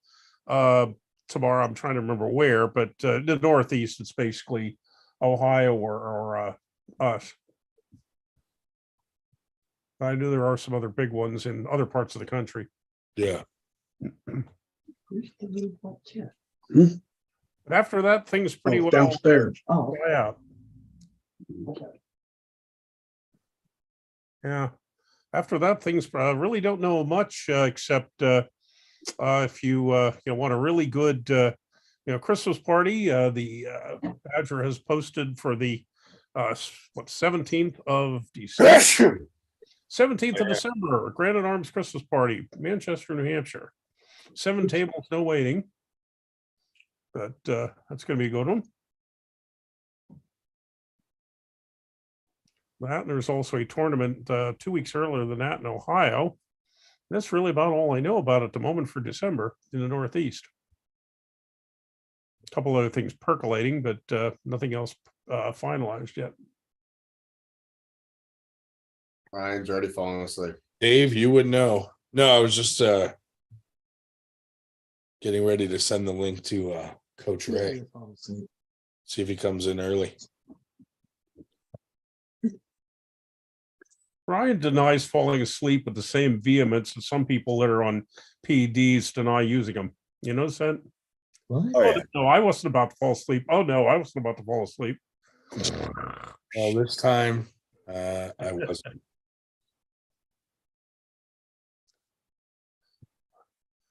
Oh, and see. December 18th. Ed says that December 18th is a big apple raffle. 50% chance. Which, Not yeah, bad. for some reason they insist on doing things on Sundays there. Not sure why. I asked one of their promoters once, why do you do things on Sundays rather than Saturdays? I was thinking maybe New York City, the Jewish Sabbath or something, but no, they said it was because of the Georgians, which made no sense to me whatsoever, because most of the Georgians are Georgian Orthodox or other Christian denominations that have the same Sabbath. Hey, was there a bomb scare at a voting spot in New York? I just got an alert that they had like a bomb scare emergency at one of the voting Not that I know of. locations. Not that I'm aware of, at least. I don't know. That's crazy. That is pretty crazy. Let's see. Yeah, Captain Obvious just said, what's at 5 a.m. over in Lithuania? Well, yes, although actually Coach Ray is from Latvia, which is right next door. But yes, it is now 5:07 a.m. in Riga. Yeah. He's gonna come on 11 p.m. our time, so another hour. Anyway, that's 6 o'clock in the morning is nice for him to, join us. Yeah, no kidding. You said he's what, 8 or 9 hours ahead of us? Well, let's see, it'd be I think 9, he said. 5:07, so it's 7 hours. Yeah, but is it that time there? Do you know for sure? Well, that's what World Clock is telling me, assuming my Apple is not lying to me. It says that Riga is 7 hours ahead of us, 5:08 a.m. Should make sense. I think European standard is 6 hours ahead of us. So 7 hours. Yeah. So we'll send him the link at 11, see if he comes on. If not, we'll just roast him for an hour. If he doesn't come on, fuck that guy. Okay. Yeah, I can't wait to see the East versus West, dude. That looks stacked, man. That's gonna be good. Hi, Kate. Hi. Hey, Kate. How's it going? Still getting stronger than Chuck? No, not lately. Not lately. I've been slacking. Oh, naughty. No, don't have to worry until March. Yeah, she's not doing anything till Winter Blast anyhow. Yeah. Yeah, we had Sabrina and Jesse both showed up to pre-weigh-in tonight, both in the 150s. 2 girls that can beat you. Two girls that outweigh me by 20 pounds. Oh, no, he meant beat me, but not beat you. Oh, I know. I'm just saying. Yeah. Yeah.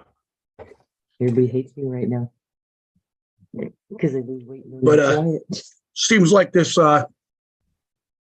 new thing, these guys interested up in Berwick seem pretty excited about arm wrestling. Yeah, I heard, dude. That's cool, man. Started out with just 2 guys. I know they got maybe another guy coming next week, and like quite a few more people interested. So Dan Schwartz should go up to that practice. that's kind of a whole new town. You know what I mean? Like there's only one other person I know in this town that arm wrestles, and that's Steve Shoemaker. Where is that? Yeah, Shoemaker. Berwick, Pennsylvania. He'd probably go, dude. He'd probably go to a practice over there.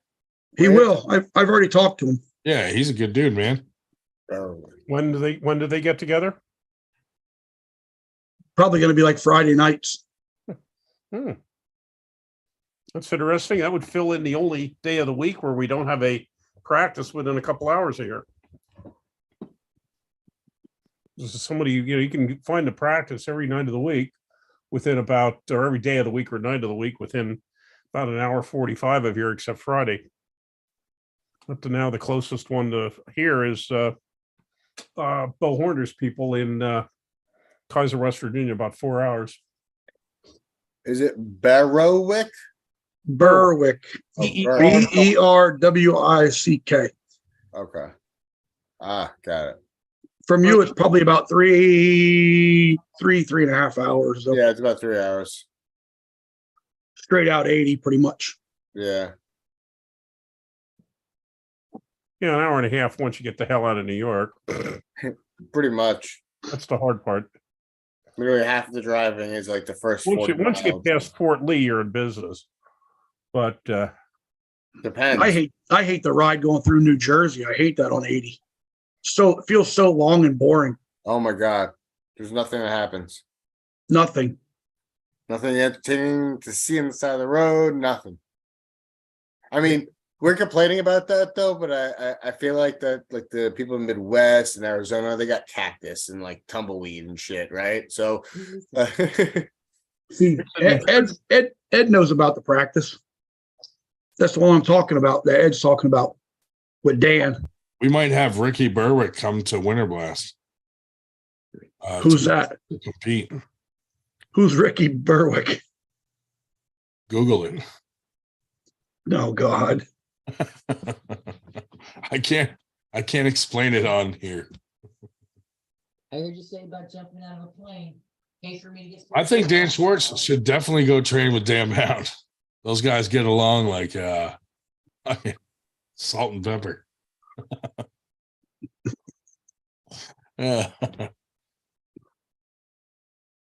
Oh man. No comment. Burgers is just like this podcast. Have Ricky Berwick pull Paul Italia. That would be a good match, dude. I don't know who would win that. No, is that the guy that's the real short bodybuilder? No. That's Italian. If you Google it, you'll know who I'm talking about right away. He's a huge fan of the 98. Mhm.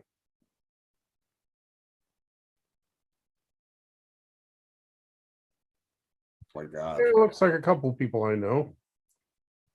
Oh my God. Oh, God. Oh, my gosh. Yeah. You're an awful human. You know that? Ricky Berwick's my boy, dude. he's made a lot of videos for me just for fun. Has he really? Yeah. Disturbing. He called out Johnny Blades. Looks like he could be a second cousin. He told me I was the worst arm wrestler and that he could beat me in a video.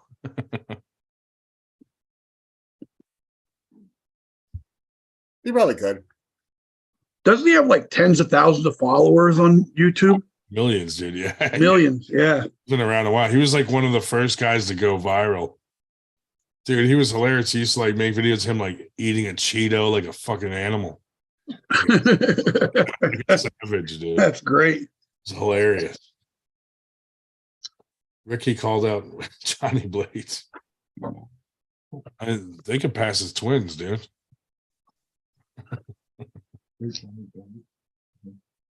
Nah, Blades' bump is bigger on his head.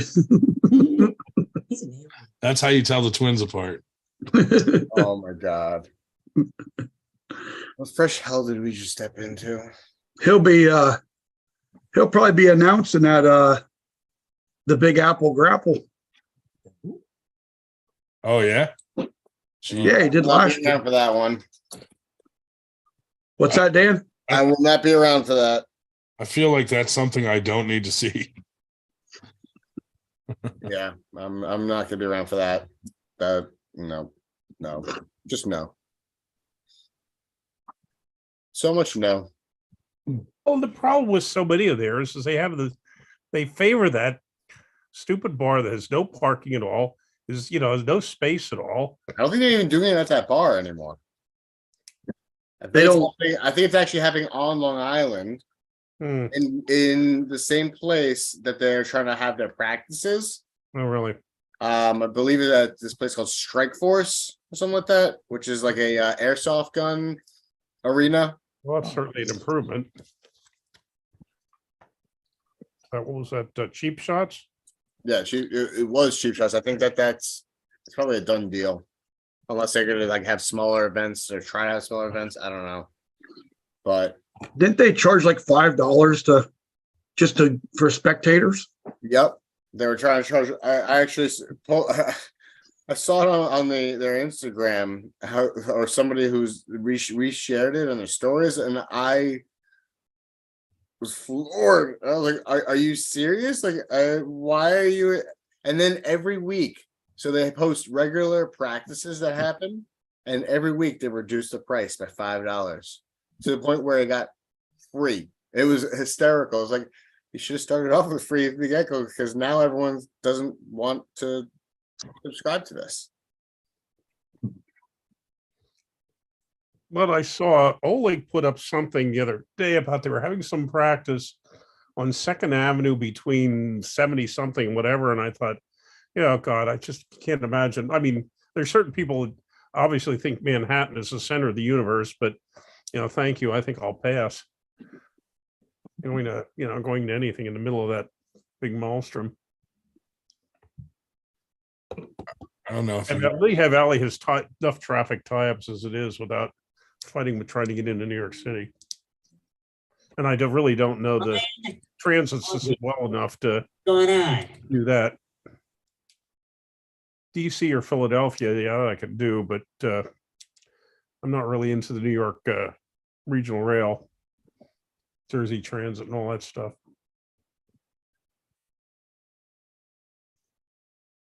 But anyway, Oh, here it is. Captain Obvious says, "Did you see Nunya lose his $1,000 super match?"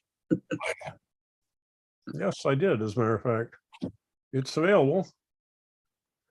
Well, yeah, $1,000 actually. Yeah, it was $500 each. So he lost five. Originally, it was going to be $750 each, and then Palmer, his opponent, they asked to cut it back a bit, so they did.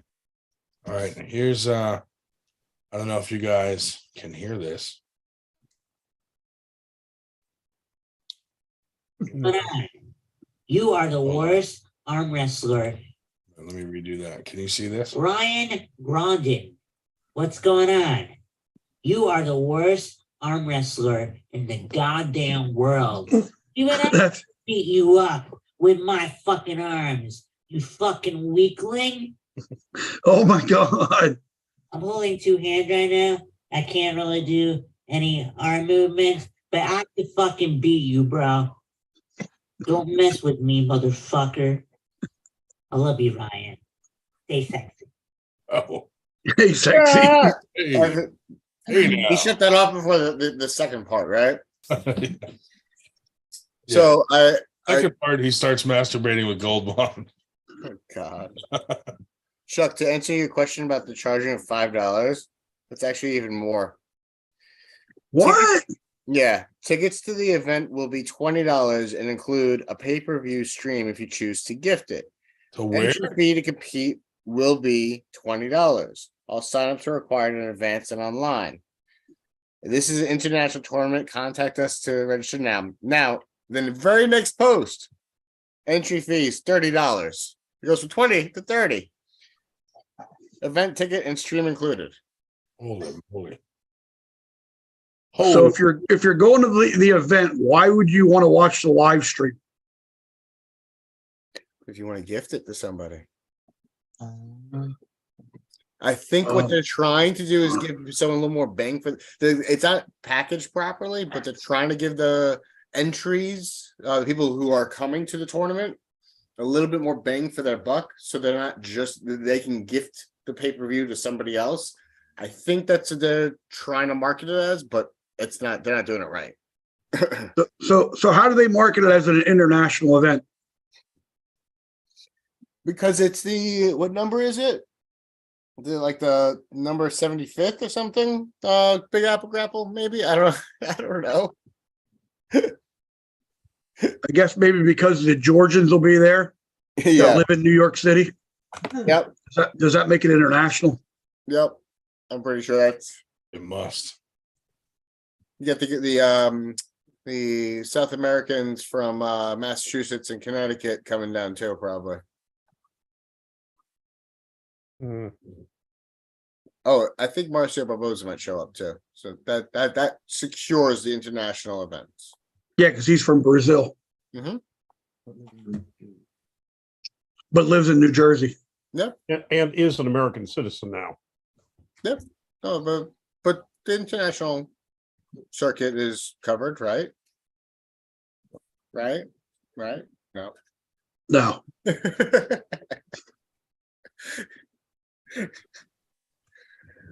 You know, I got a message. I identify as I come from Japan. Does that mean the fall brawl is going to be international? Yep. I'm from Canada. England. Hey, if you have a Canadian show up and a Mexican show up, then it's international, man.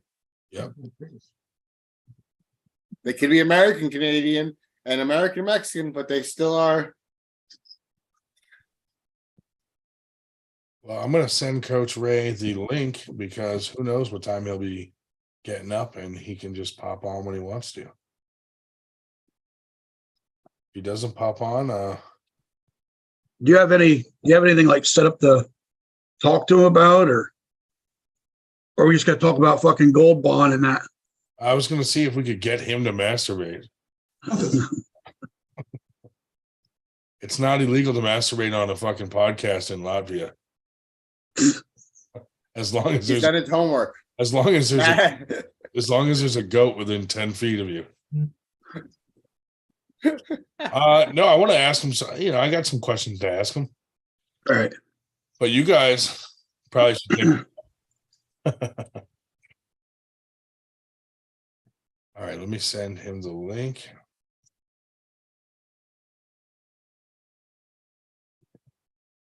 Invite.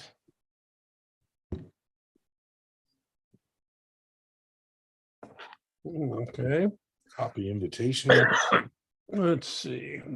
And Ryan's narrating his every move. And I slowly unzip my zipper. Fucking weirdo.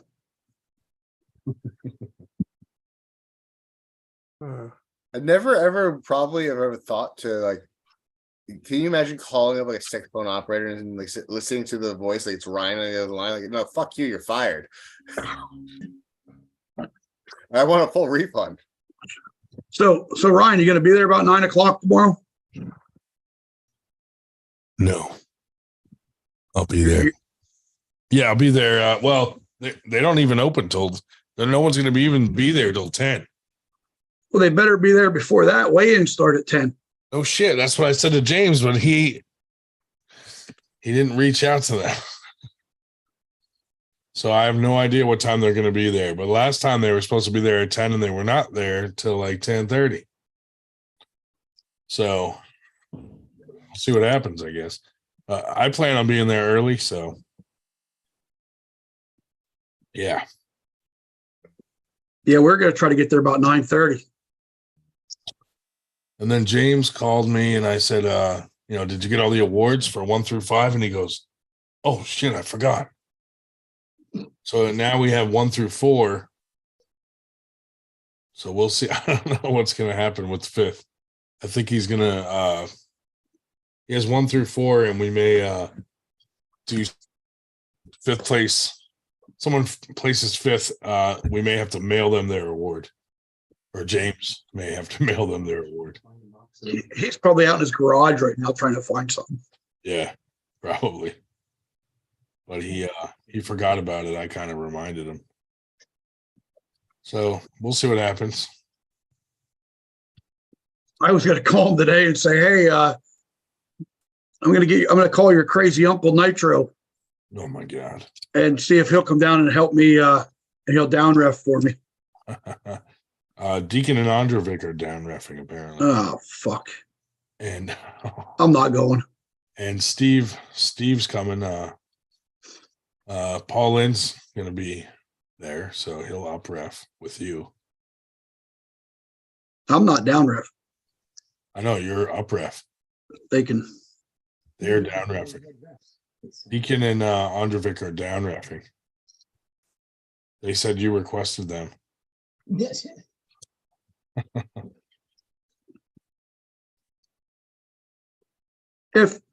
Listen, like I've head refed a couple tables and had Nitro as a down ref. As long as you keep the guy in check, he's fine. Yeah. He's a good ref. If you just got to keep him in check. That's all. Yeah. Just got to yell at him. I don't know if he's actually coming, to be honest. I do know, I don't believe so. According to Dave Shell, he has some sort of super match with Dave Kotlow from AWU, which I don't know why he would want to do that, but because you know what, Dave? Fuck those losers. Yeah. Fuck those guys. That's at their AW4, which is probably going to be in summer. Still a while to go. I banned them all from all my groups. Yeah, me too. Fucking block every one of them that tries to talk to me.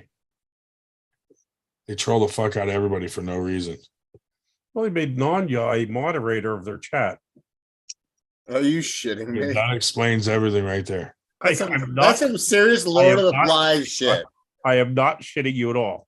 It's Lord of the Flies over there. I am absolutely not shitting you. In fact, I asked on the chat if he was going to show up tomorrow, but he didn't answer. So he's only an hour away. Why would anybody hang out in that fucking chat? It's a shit show. Ask It's like why do people slow down and watch a car wreck? Dave can't get enough of it. Yeah. Why do they have gaper blocks? Gaper blocks for people that are fascinated by the car wreck that's going on over in the other lanes. Yeah, I don't hang on it completely, but it's amusing to scroll through and see what the idiots are up to. So what Dave is describing is virtual rubbernecking. Mhm. It's a dumpster fire. I mean, I'll be honest with you. When they had that thing in Texas or wherever the hell it was last week, they had some decent people there and some big names there. But so I think their tournament was not quite as big a dumpster fire as their chat, but their chat is a dumpster fire. Because they paid all those people to be there. Otherwise, that people wouldn't have been there. Yeah, he has some money behind him. I'm not sure, how. He does something in oil exploration, oil leases or whatever the hell.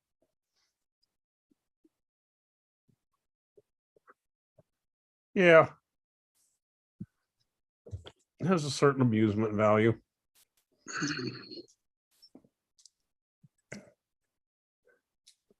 Yeah, in fact, it's a new chat because the old one, they let this joker from Amarillo run it, and he just drove it into the ground instantly.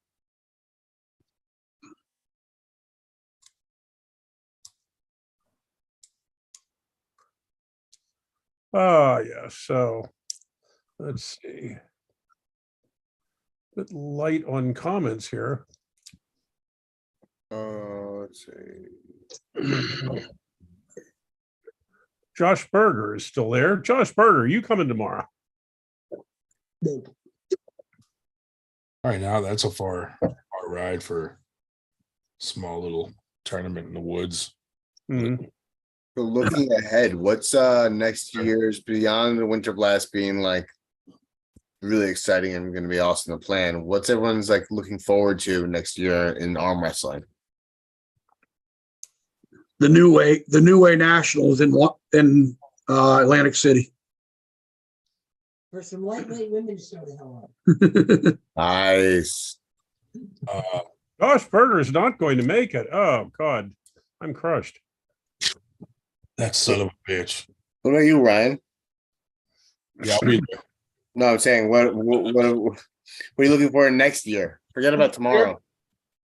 I'm Oh looking God, forward another one that has to work. Yeah. I'm looking forward to 98 taking over the whole fucking world. There you go. I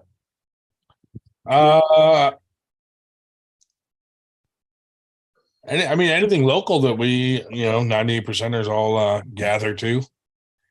I always have fun seeing everybody that, we don't get to see too often in person. Well, Team Punishment has that thing up in the Great Northern, Northern Boondocks. They moved back to March, actually.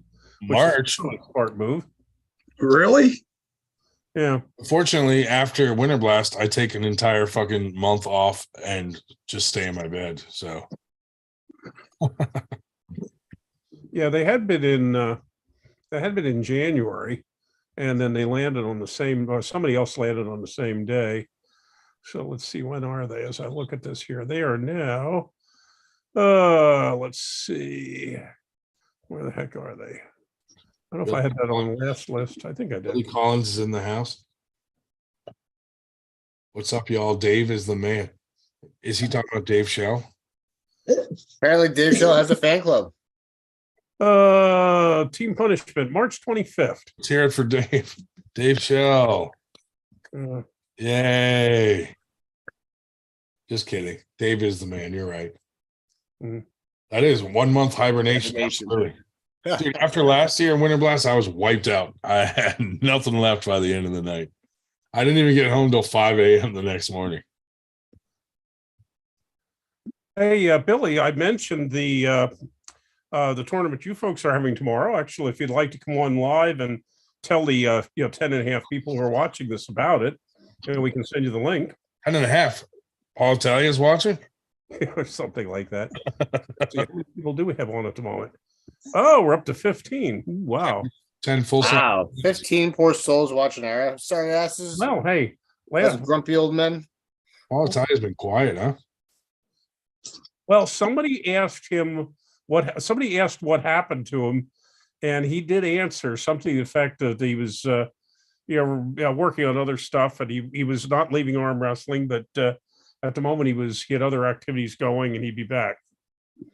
You should have answered. My boy Jerry got hurt, so I have nobody else to be involved with arm wrestling in. I thought he was having his shin stretched. God.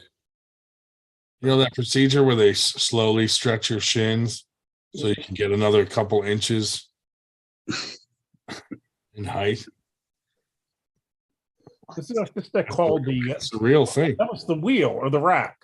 Or was that the rack? Yeah, like they break they break your leg, essentially, the bone, and then they let it heal fraction, and then they just keep stretching it, and it just heals over and over, and all of a sudden you're fucking an inch taller or something. 5'6" as opposed to 5'2".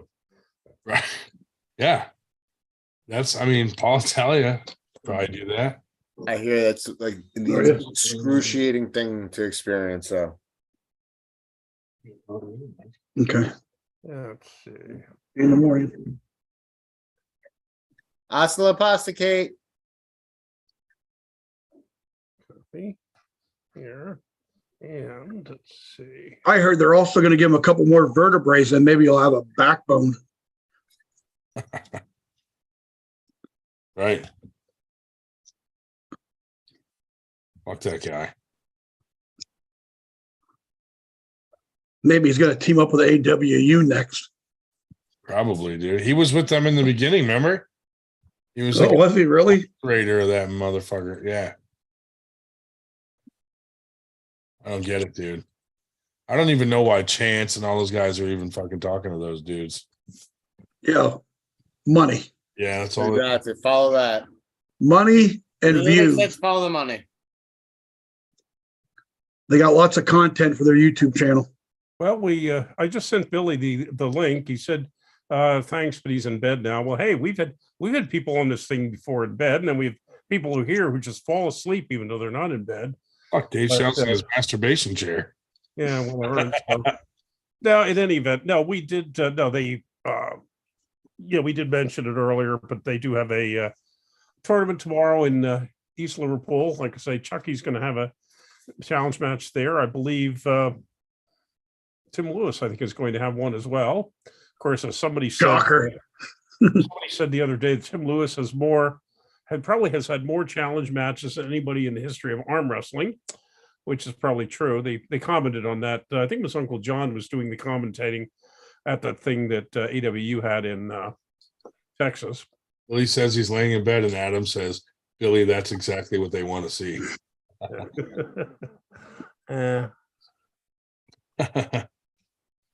Cobra Kai, that's right. Got my Cobra Kai hat on. Cobra Kai never die. Okay.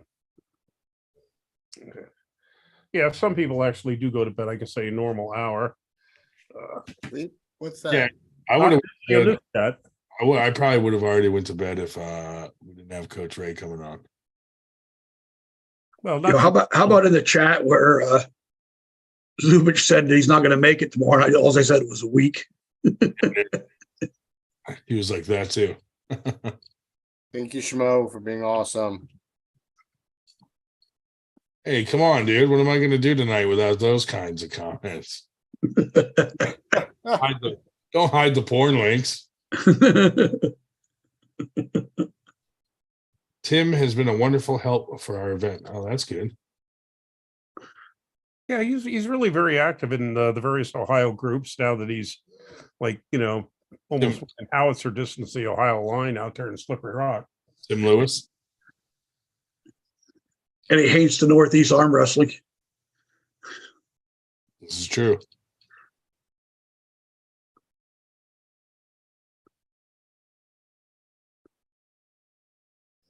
Well, of course, we get to see him here in Allentown when he's home for mom, still in the Pottstown area. So maybe possibly Thanksgiving or Christmas.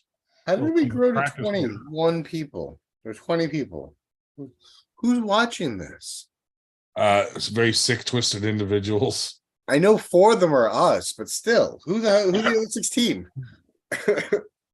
What do you mean? 14 more of them are Ryan's other accounts. Oh, okay. 14 of my troll accounts. That was pretty good though. The other week when we hit 51 for a while there.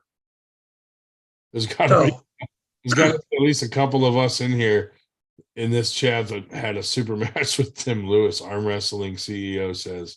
That's absolutely true. That he has like a super match every weekend. Well, he said after this, though, after tomorrow, he's going to retire, not retire, but he's going to be out of arm wrestling for a couple months, chasing his 400-pound or 500-pound bench press. Gotcha. Yeah. Will he catch it?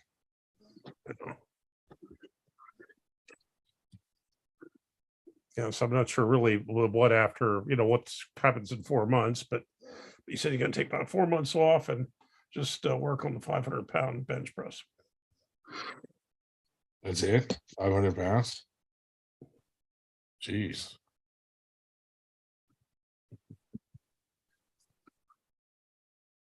I wonder if that's going to be a tested or non-tested event.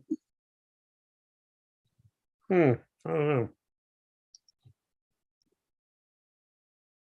Gonna win it by a neck.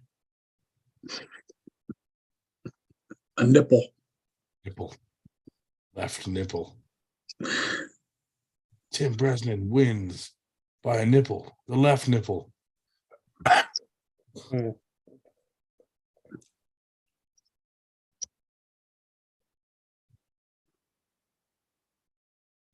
That was the funniest thing I ever heard Travis say. Remember down in Maryland when he was pulling him was pulling Julian, and Travis was on the mic. And he says, "Tim Lewis, your nipples are sticking out.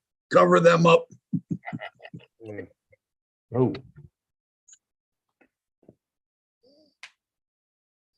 Ray should be on by 11 o'clock. Oh, cool. If he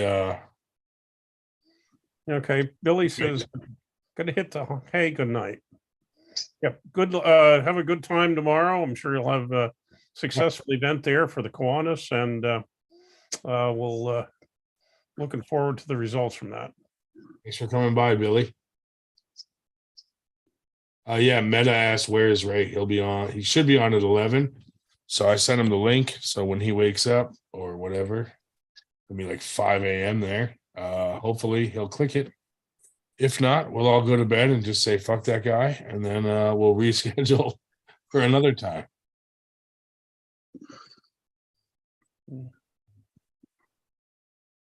I still say Dan Swartz dyed his beard. Him and Ed will never be able to convince us that they don't use some kind of hair dye for their beards. This is the darkest your beard's ever been on this show. It's got to be the lighting, probably. I did change up how I set up my light too, because or it could just be the hair dye.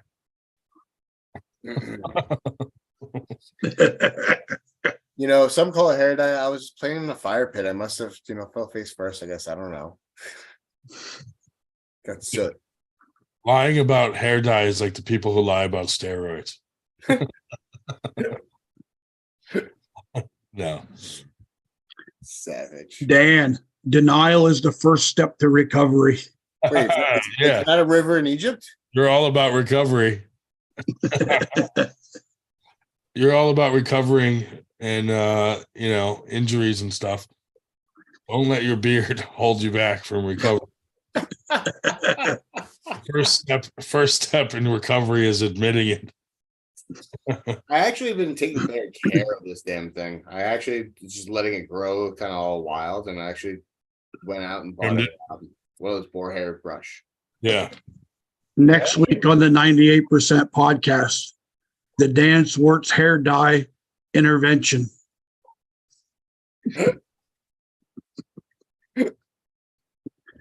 Hosted by yourself, Ed Cruz.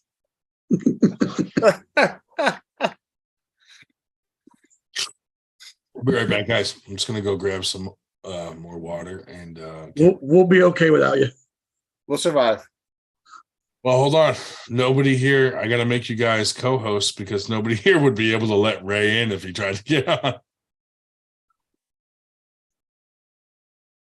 Let's see.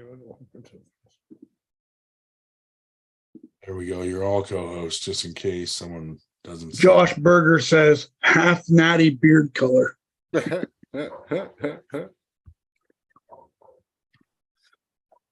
just for men, Nightmare Black. He's gonna have his own color of Just for Men.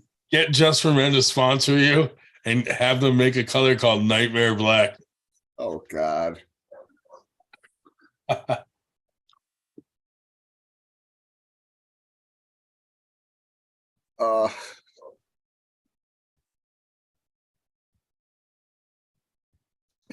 Let's see. Armwrestling CEO. Ray's gonna mess up the consistency here. We got going on here with 4 pairs of glasses.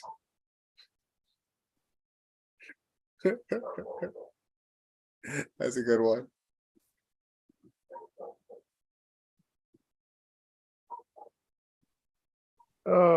Yes.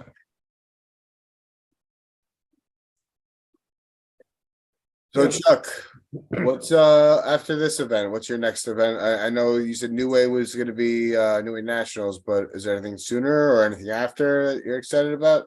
I don't think there's anything else till then.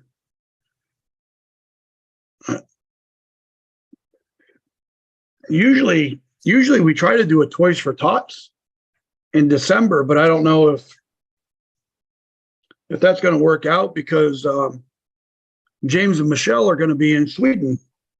Oh, that's right. That's right. I think that's December 8th or something like that. Yep. That's going to be kind of like a women's version of Top 8. That's going to be badass. I'm excited for that. Yeah, I was looking at it, and some of the women's names I know, and it seems like they put together a pretty good event there. It's almost like Sweden versus the world there. Sweet, yeah.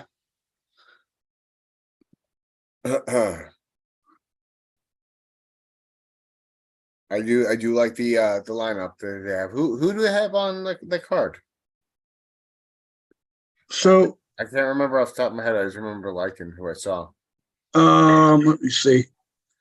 So Michelle's pulling what was that lady's name? Petra.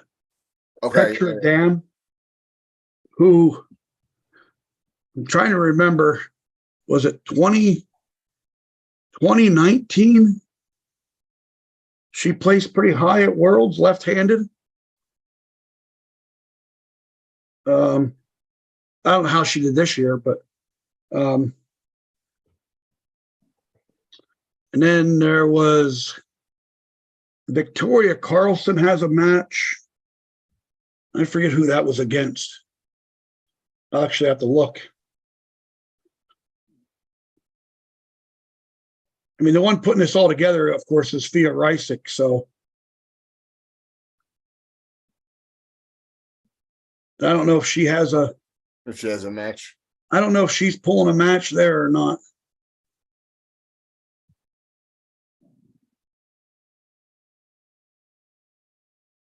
So Victoria Carlson is pulling a Carolina Peterson, which I do not know who she is. Don't know that name either. I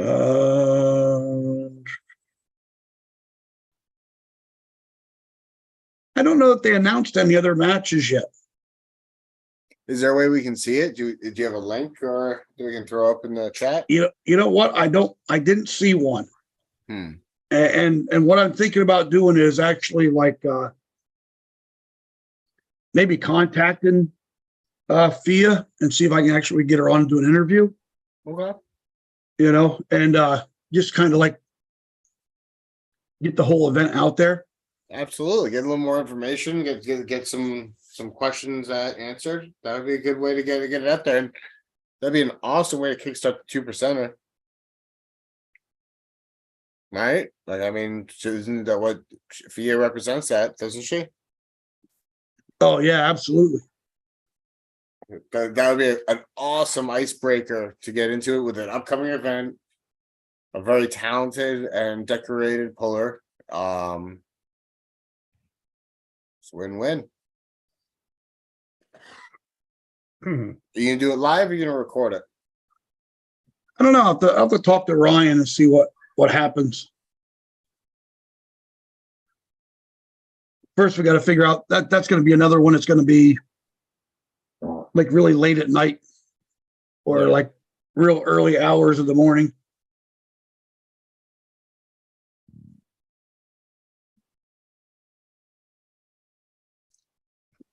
But that looks like it's going to be a pretty neat event for the women's side of the sport, which I think that's great to get them like some recognition in that.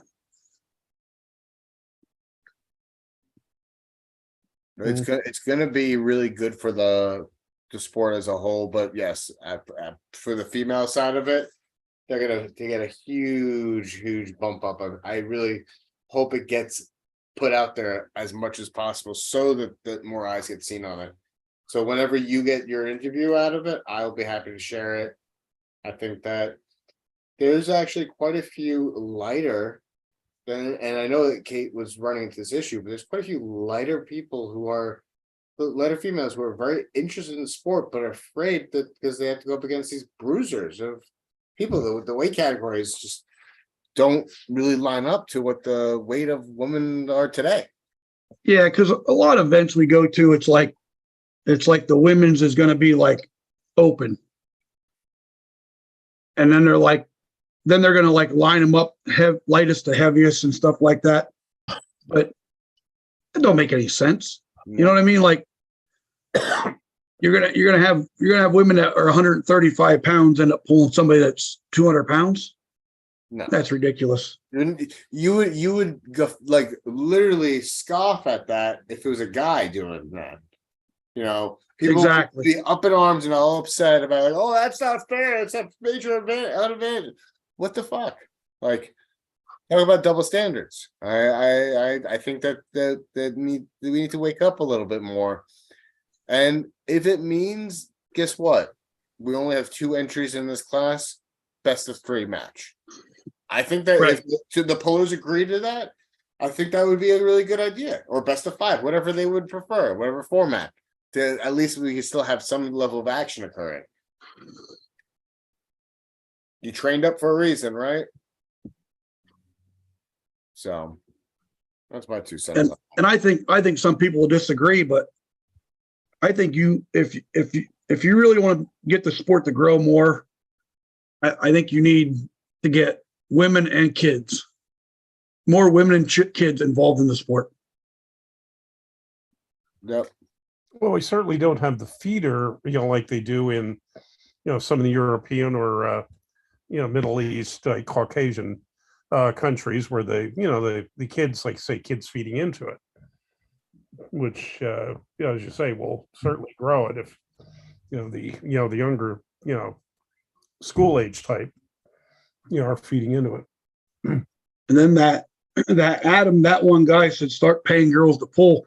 And that's another issue that happens. Even if you have a tournament that's a payout, they're paying the women less. And I get why they're doing that, because there's not as many showing up. they're not raising the money to help pay that and stuff. But you know, if someone sooner or later doesn't step up and say, well, you know what, it is what it is. We just got to start treating them the same.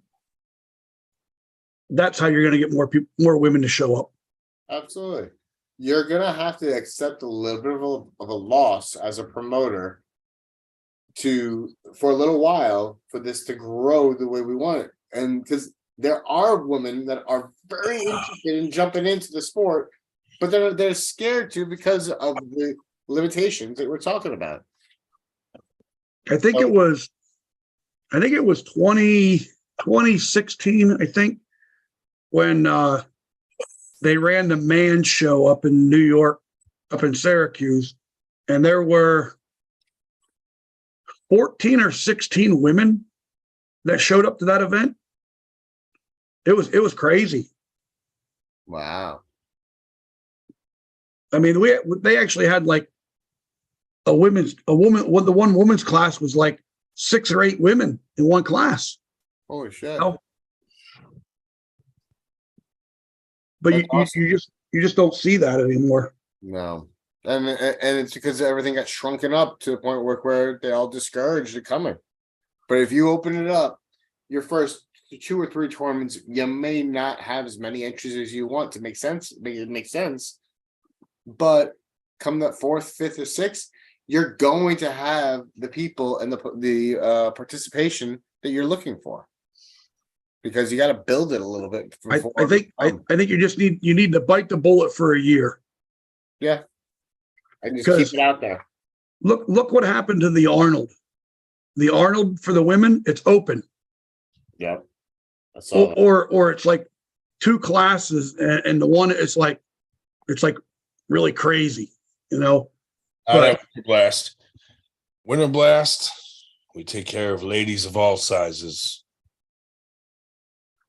Yeah, because there's almost going to be like a light, middle, heavy, and super heavy, right? At Winter Blast, there's going to be like 4 women's weight classes. Like 4 or 5 women's weight classes. Yeah.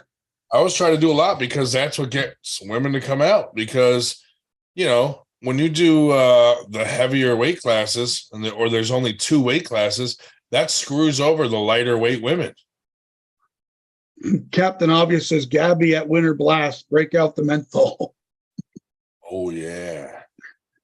That'd be great to get someone like that to come out. But there's no one around that would touch her, bro. You know what I mean? Not around here. Right. Not women's anyway. We'll just sick Kate on her, the alligator. Yeah. But yeah, I mean, it's tough for women. Like that's why, like I like that we do a lot of weight classes for women, because I don't, you know, no offense to other people, but some people with the 2, you know, just open and 2 weight classes, like all the women that are lighter weight are like, screw it, I'm not even going to go compete, because I'll have to pull women that are 20 pounds heavier than them. Right. Well, and then like talking to James the other day, New Way is going to do not a kids division, but a juniors division. Yeah, I saw that. That's cool. So it'll be like 14 to 17, and then 18 and 19 or something, and then a couple weight classes in there. Yeah, that's a good idea. And they're set up for it because they got they have programs like that in their martial arts side of things.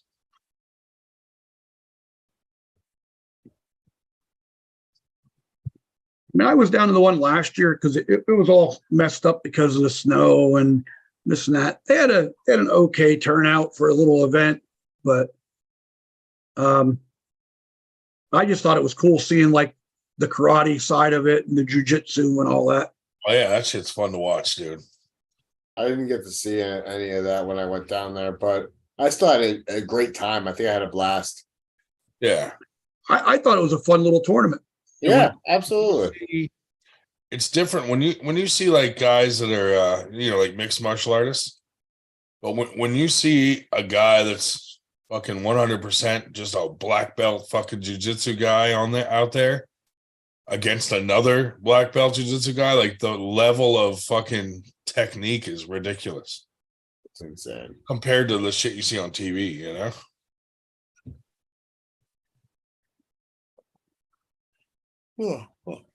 I met one of my favorite guys I used to watch in the UFC like years ago.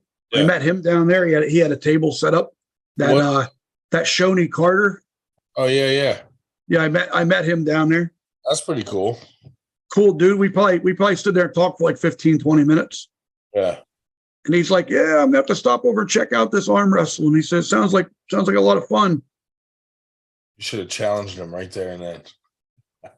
I didn't realize he was so small. Yeah, a lot of these guys look big on TV. You see them in person, they're just little dudes. Yeah. Crazy.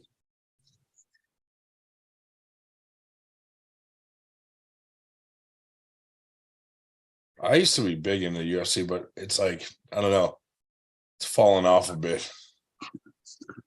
It's like jujitsu met WWE.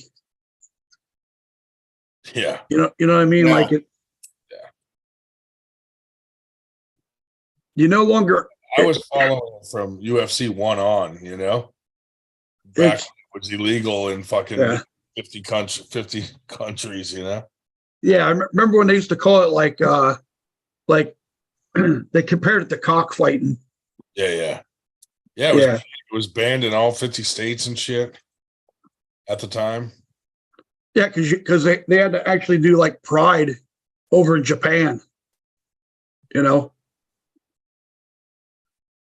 Did you watching see Paul fucking fight Anderson Silva, dude? Holy Christ. Like watching Mirko Krokop soccer kick some dude in the head and shit like that. Oh, he was like him and Rampage Jackson came from the Pride side of shit. And Vanderlei Silva. Yeah. He was a fucking killer till he fucking went against Krokop.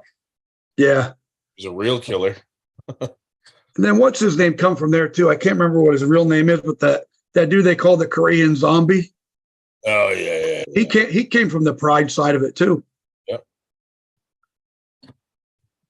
I remember when they first took Chuck Liddell from the UFC over to fight in Pride. Oh yeah. He fought Rampage Jackson and got knocked the fuck out. Yeah.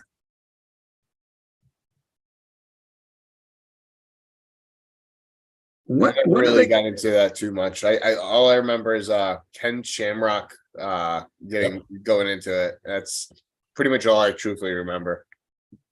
He was good in his day. But trying to fucking fight 20 years later. Nah. See, the schmo knows the dude's name. Chang Sung Ju. Yeah. I like that kid, Kung Lee, too. That fucker can strike, dude. He's the one who, I think he beat Ken Shamrock.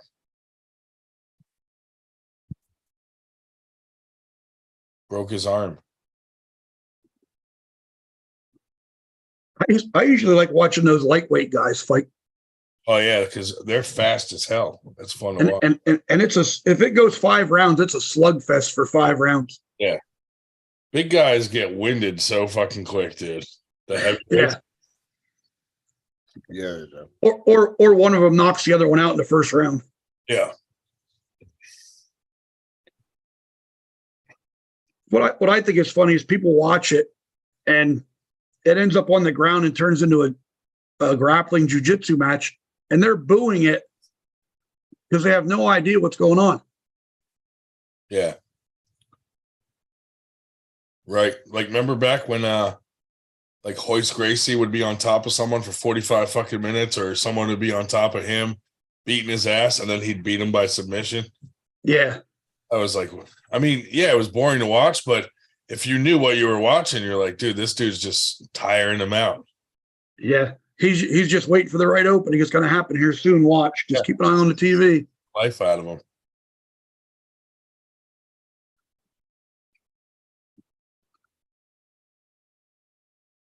Back in the early days, they had like Taekwondo versus karate, or fucking, you know what I mean? Yeah. That was- I remember was that cool. shit. You know that Ryan, have you ever watched that One Championship? Which one? That's called One? I've heard of it. Dude, so because I have Amazon Prime, it's on there all the time. Yeah. They actually do, it's not just MMA fights. Okay. They do like, they'll put two guys in there that are, it'll be a Muay Thai fight. Or they'll have a grappling match. Yeah, yeah. Or it'll be like a karate match. Right. You know, like, and every one of the divisions like that have their own champion. Right, right. Like you may be a champion of the Muay Thai division or something like that, you know? Yeah. Yeah, it was actually pretty interesting to watch. I'll check it out. I got Prime. I'll have to watch it.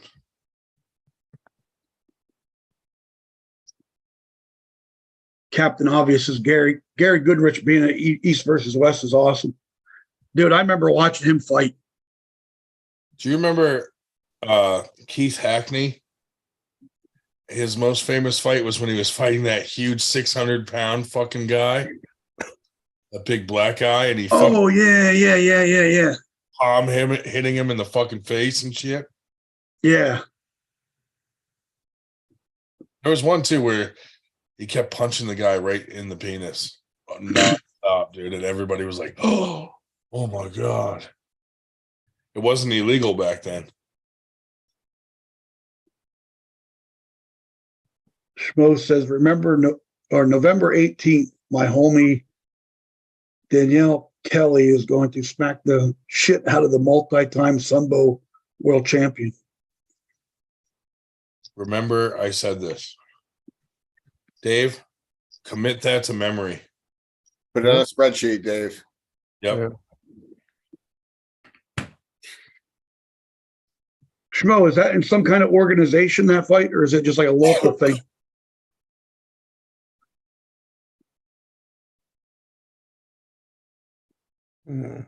They have some kind of division that they do them fights up in Scranton somewhere. Yeah. Well, it's 11:04 and Coach Ray has not yet read the text. Oh no. He What prob- will we do? What will we do? Oh, Schmo says One Championship. I guess I'll have to watch that. well, With your Amazon Prime, you get the pay-per-view for free. I think Ray was under the impression that 8:00 his time was 11 our time. Because when we chatted, I think he thought it was going to be 8:00 there when it was 11 here. So What time is it there now? 6 a.m. Oh. So in another 2 hours? They call us back like, hey, is anybody else awake? He's going to click that link. No one's going to be on here. Whatever happened to Dan Urich? Did he die? Yeah, we had asked him last week, and he was had stepped back for a while because of what family event. Family, I think is what he had said. Let's see. Dan Urich. I thought he got hurt doing something like at work or something. We just gotta stop getting hurt at work. Oh, Captain Obvious. That was Chemo or what's his name?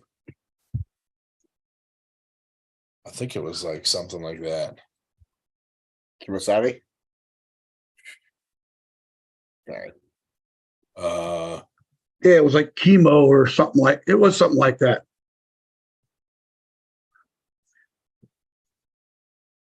No, Dan. You're got vaginitis. Chemo, he used to come out he'd fucking come out carrying a fucking crucifix and weird shit. Chemo Leopoldo, that dude, yep. He was a weirdo, man. But he had some epic fights with Hoist Gracie where he'd just lay on top and punching him for 45 minutes and then Hoist would tire him out and then get him in a fucking submission. Yeah. All the guys that went to UFC that were like jacked all got tired really quick.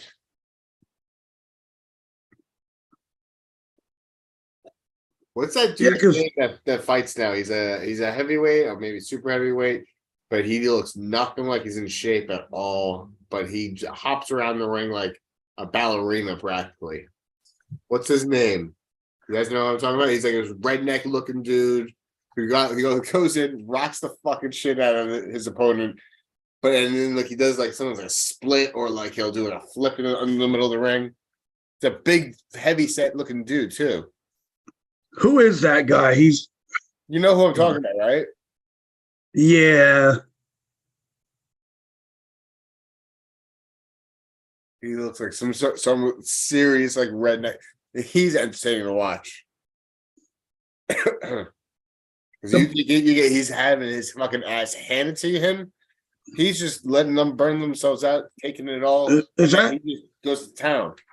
is that the black guy? No. Oh, you're probably thinking about Roy Nelson, Roy Nelson, Big Country or whatever Big Country. Yes. There you go. He You know, he had a good fucking knockout punch for a while there. he what a lot of people don't know is he held the WBC title at one time. Yeah. He was good, man. Well, yeah, he didn't look in shape or anything. He had that mullet and shit. He had a mullet and he'd get on top of the cage and rub his stomach and stuff like that. Just like way back when Tank Abbott first fucking came into. Yep, like him too. Like, oh, look at this guy. They were like, oh, what's your technique? And he's like, I just get in fights at bars. Yeah. I just beat people up. Or like Kimbo Slice and shit. Fucking. Oh my God.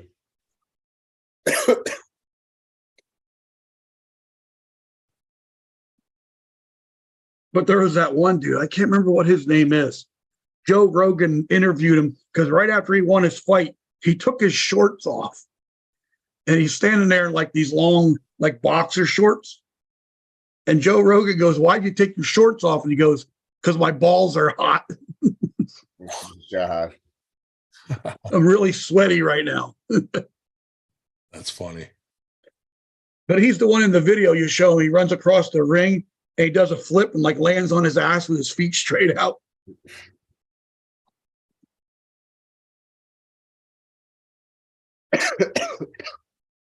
I remember, because remember like Roy Nelson, didn't they have him on the Ultimate Fighter in the house or something like that? Yep. And Dana White was so against it. He's like, this guy don't look like a fighter. He's not in shape. And what's he do? Knocks everybody out. Schmo says that, yeah. Derek Lewis. Why'd you take your shorts off? My balls are hot.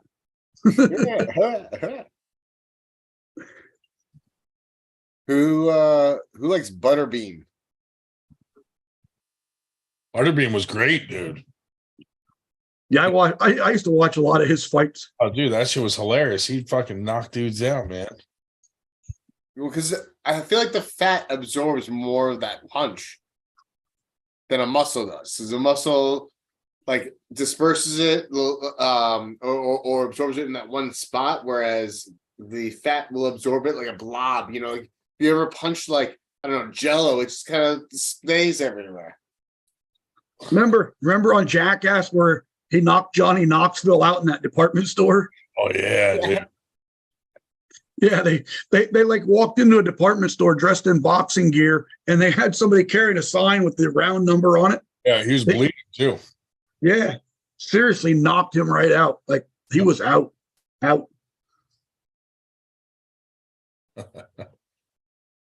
It was just funny to see a guy that looks like that in there fucking knocking out these guys that are solid muscle. Yeah, definitely. But all it takes is one good hit, man. One well-placed hit.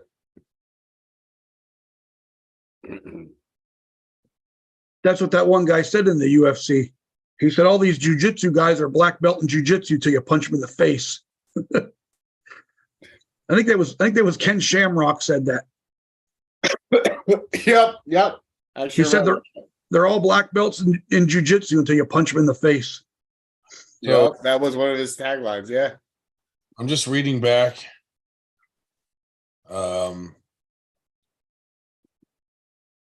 Coach Ray thought he was 9 hours ahead.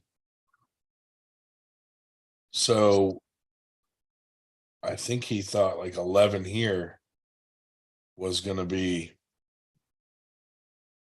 8 his time. It's actually 6. Yeah, it's only 7 hours. Yeah. So there seems to be some confusion there. Yeah, let's set it up for next Friday.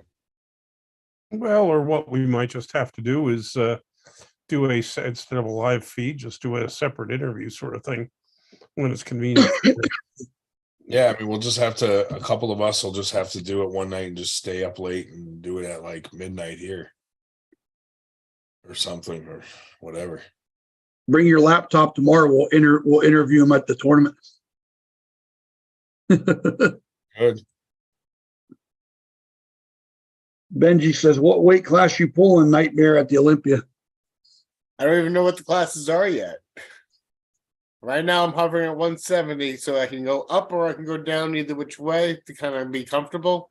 I figured I'd stick around in that weight at this point. If it's 76, I'll be at 76. If it's 65, I'll be 65.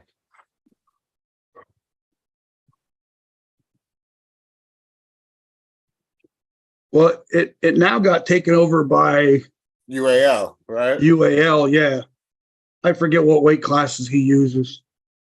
I just sent Ray a message saying Dave Shell's going to stay up to interview you at 1 a.m. Actually, Dave Schill is going to be off of here rather shortly because I'm getting up early to join the Hot Rod for breakfast at 8 o'clock in the morning. Hot Rod. Yeah, I was supposed to join him last week, except then I got the SOS call from Billy Collins, and Fucking Hot Rod for hotcakes, dude. so that put the kibosh.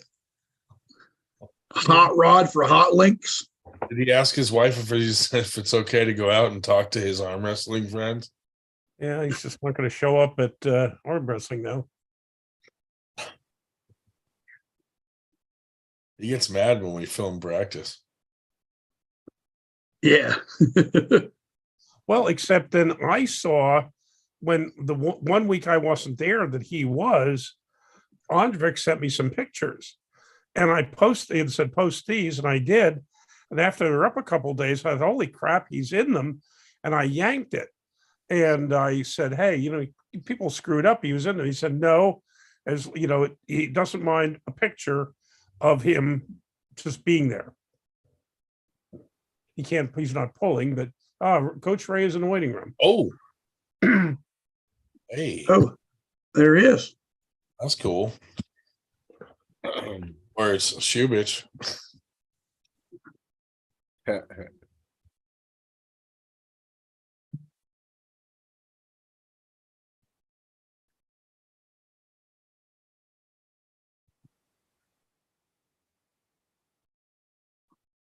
No, we're still holding the same loyal number of people.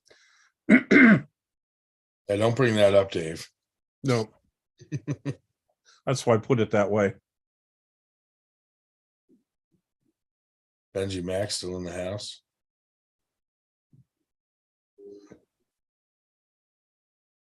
You guys hear me? Yes, sir. Yep. Just can't see. Oh, hi guys. Sorry, I'm so late. Oh no, you're fine. Yeah, just got messed up. I mean, really, you're early. Oh man, that sucks. You guys might have to reschedule with him, huh? What is it, like 6 a.m. there? Yeah, it's about 6 a.m. over here. Oh man. Well, hey, thanks for stopping in anyway. Yeah, of course. When's Adam coming on? He was on earlier at like 8:30 our time. Okay. Now it's 11. Heck yeah. West takes that one, huh? Easy win. Easy win for the West. Yeah, you think so? I think so. I think West takes it every single match. Really Chafee over Hermes. Yep. interesting. Yeah, definitely the case. I think I got that Paul Lynn guy over Irakli Gamtinaze any day of the week. Those guys from PA, they're built different. They don't build them like that in Georgia.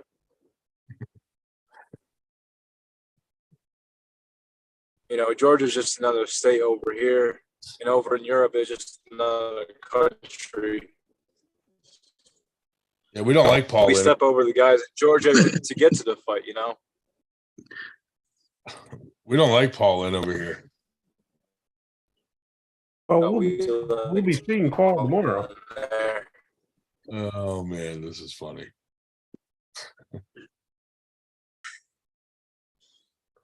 Yeah, I'll be reffing with Paul tomorrow at the tournament. Just 2 refs? We'll be running 2 tables. Oh, okay. All right, yeah. Just keep your eye out. Other eye out on the other one. You should have practiced the accent more. Yeah. Yeah, I could have. I mean, kind of lost my voice, so it wouldn't be there. Been a little bit sick, but I'm just recovering. Yeah. That'd have been funny though. Yeah. As soon as I saw, I was like, "This must be Shubich." Yeah. he didn't even read the link yet, so there's no way he has it. No, he's not. Yeah, I was just hearing you guys talking about him. I'm on my way home right now. Oh, that's fun. And I thought I'd call in with that. Should have pulled the ruse for a little longer. That would be funny. Yeah, I should have just let it go all night. Because we'd have known Ray wouldn't get Ray would have got on camera. Dude, like the exactly. first like 10 seconds, I was like, shit, maybe it is him. But then I heard Damn, he really didn't account for time. Because I remember I was Googling it last week when you were asking me to get on there. what I Latvia was all for it. Yeah, for Latvia time. I mean, it showed me it was like 6 hours ahead or something. I mean, it depends on if he's like on the easternmost side of it, then I guess it'd be 7 hours ahead. But yeah. Yeah, so he won't. I don't think we'll be awake for him coming on in 2 more hours or another hour. No, I don't think so. We'll get him We're eventually. going to be at wit's end by then. Maybe Ryan, maybe what we'll have to do is set up like a Saturday afternoon. Yeah. Yeah, because when they air the fix around like 4:30ish on Sundays, which for him is like what, like 10 something, Yeah. 10:30. I mean, if it's 6 hours, if it's 7, then it's a little later. Yeah. 7 hours. It's probably 6 last week if they don't go on daylight time. Yeah, because I think Paul Lynn says he gets up at like 4:00 in the morning to do the fix. Wow. Wow. Okay. That is early. How's I mean, I'm gonna have to watch it back later on, but what's Adam saying about his upcoming match with Boshadar? He said he's already looking past that to Dave Shubich.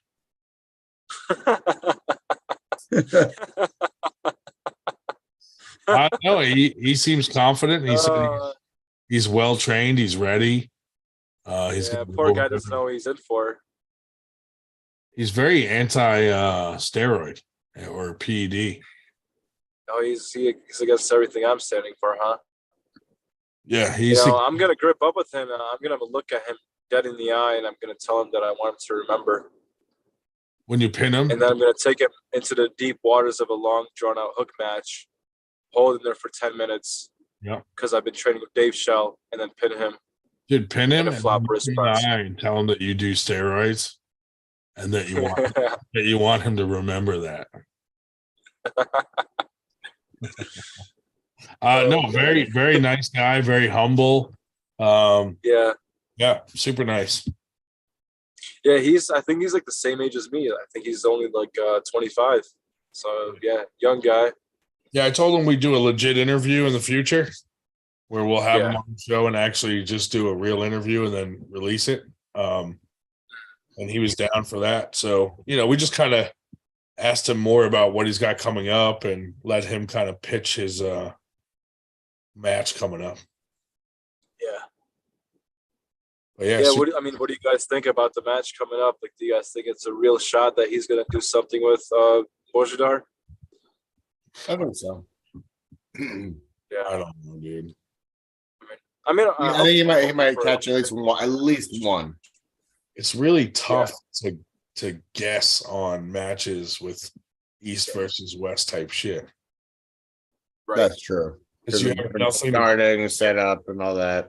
Because you can't be like, oh, well, Adam beat this guy who beat this guy. And like, there's no comparison because most guys from over there haven't pulled many people from over here. Right. Yeah. Arm wrestling math, especially at that point. Yeah. And it's not a guarantee. Like, you can't. Hey, you're breaking up just like Ray would be.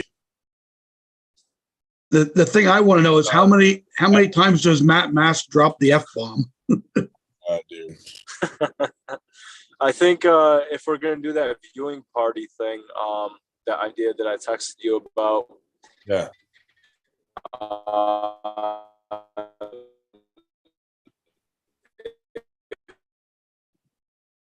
We lost you, buddy. We decided to make a drinking game out of it. I think that'd probably be a fun thing, especially on the live. You may have to repeat. Did you? I was saying it'd probably be a fun drinking game, especially on the live, if we Matt Mask dropped the F-bomb. Every time Matt Do you hear me now? Yeah. Every time Matt says the F-bomb, we all take a shot. Yeah. Yep. That's the gist of it. That would be funny. They could make it for a fun 98 live, especially for doing that viewing party. We're just drinking the whole time. We'd be so drunk after his match, we wouldn't be able to remember the rest of them. Yeah, please don't let that guy commentate. That would be a fun segment to do. Maybe that could be your segment, buddy. I don't know, buddy. Oh, that's going to be one that get me fired. No, not the drinking one. The idea, the original idea. No. Let's keep it at the 98. I think I don't need my own thing to it. Keep it as a 98 live, just East versus West edition. Dude, when Dave Shell retires, we need another Dave to take over the Dave Shell spreadsheet show. Mm-hmm. Getting around with Dave Shubich. Oh, that's gonna be a fun one. It's just him sitting in his room every night. Yeah. I mean, I'm gonna be there soon, but I was doing anything but sitting in my room for the past couple hours. I'll tell you that much. Oh, you got laid? Congratulations. Remember my first fucking time. I remember the night I did. Yeah, we're just over down at the what's it called? The monastery. What's the name of the girl? What's the name of the girl you lost your virginity to, fellas? Father Thomas. Put it out there. Father Thomas. Oh my God. Are you trying to run me off this? Because Father Thomas. And Benji Maxwell says, Max says, and every time Matt says A, you got to take a shot.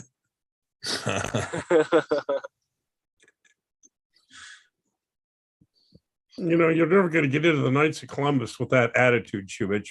I don't think so. I think I'm getting excommunicated for that one. Ron Rose showed up to weigh in tonight, but he didn't know of anybody else. That all the other people from up there that said they were thinking of coming, then they kind of disappeared off the radar the last couple of days. He didn't know anybody else was coming. Shubich could have came with Ron. I could have. I'll come with Ron. Probably sync it up too. He said supposedly Torn and Hawks were coming, but he hasn't heard from him the last couple of days. I said, well, most likely Hawks is flying into his beer after the election, but that would be my guess. But do you know that Shubich would Yeah, yeah, probably. Yeah, I haven't heard anything from Torn or Mike today. I was messaging them about it because I was banking on going with them because when we made the plans to go, I was only going to go if they were going because I was pretty hard set on just focusing everything on the coaching season I have coming up and everything that I have that I could be working on instead. And I was going to make the exception I was going to go with the guys, but yeah, radio silence from their end. So do you think they I don't think it's going to come out. Do you think they fell into a I comment? think they're just ghosting me. I think they just listen to my lives and with you guys, and I think they're probably weirded out with all the comments that I've had and said about Ron's neck.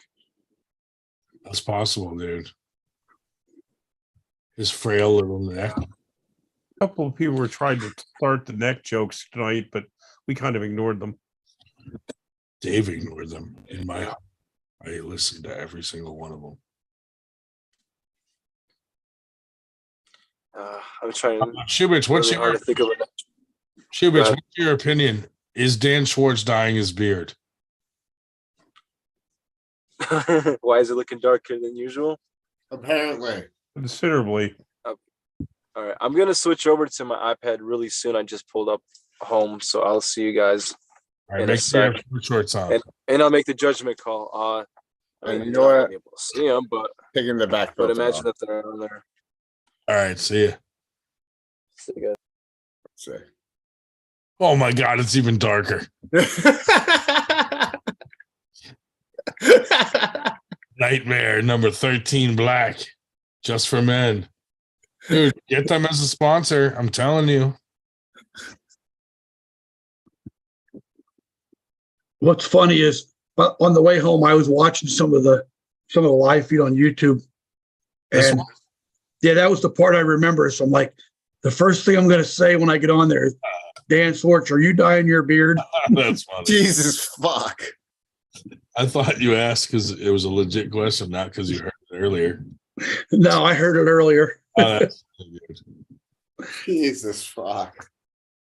The obsession with my beard is strong tonight. Ed, get over here so they can have someone with a better beard on. Ed went to bed. Ed left a little while ago. Oh, God damn it. Man, why am I so fucking tired? Hey, Ryan, I earned another badge on Ryan Blue Bowen. What's this one? I don't know what it is. I didn't even see it. But I went from top fan to something else. Ooh, Yeah, that's awesome, dude. I think he likes me. He might actually like you. I think you like him now. You don't think so? Close. Close, yeah. What do you think? What's your prediction for his upcoming match? He's going to lose. Did you see the side-by-side comparison? Oh, my God, yes. Oh, Jesus. I think Zerab can hold him on his bicep even if he sits on his hand. I wish him luck, though, you know? I don't think the people that are saying it's going to be a 6-0 sweep, fucking no win, you know, I would not bet on that because you never know. Yeah, you never know. Anybody can get caught off guard. Exactly. That's why I just, you know, when people say it's going to be a sweep, I'm like, I don't know, dude. Sometimes the other guy wins at least one. I mean, underestimated approach type of deal. Captain Obvious said Ron the Don is still hiding in neck shame because of the nightmare. Jesus Christ. You had to mention his neck, Dan. You know he's sensitive about his neck. You know what? It wasn't even me. It was Shubich who kickstarted the whole thing because he was threatening to strangle him, and he had this freaking very wide strangle. Like, just narrow that a bit, and his neck is not that fucking big. And then what? You all fucking spiraling out of control, assholes. Blame it on me.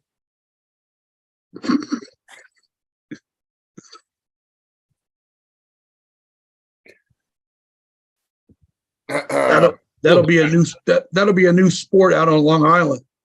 I feel bad. Coach Ray Neck wrestling. going to get up early for nothing because we're not even going to be on when he gets up.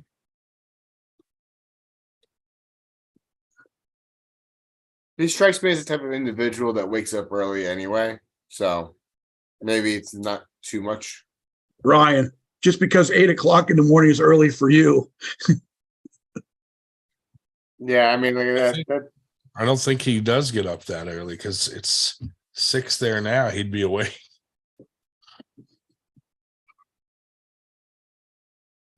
Six thirty now. What's early for you, Chuck? I'm up pretty much every morning at 5 o'clock. Oof, Me too. That's my wake up time during the week. I can't wake up that early. And then weekends, you would think I would sleep in, but I'm just programmed to wake up at that time now. So it doesn't. I don't exist at that hour.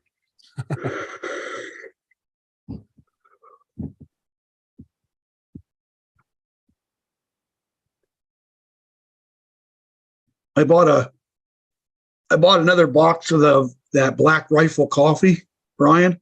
Oh, yeah. It's called like Freedom Fuel or something like that. Nice. So before I left for practice, I made 2 cups and I put it in like a big coffee cup, like a travel mug. Yeah. And I was drinking that on the way to practice. And by the time I got there, I drank the whole thing. And I felt like I took like a double scoop of pre-workout. Oh my God. That's great. It was well worth the money. Yeah, that's good.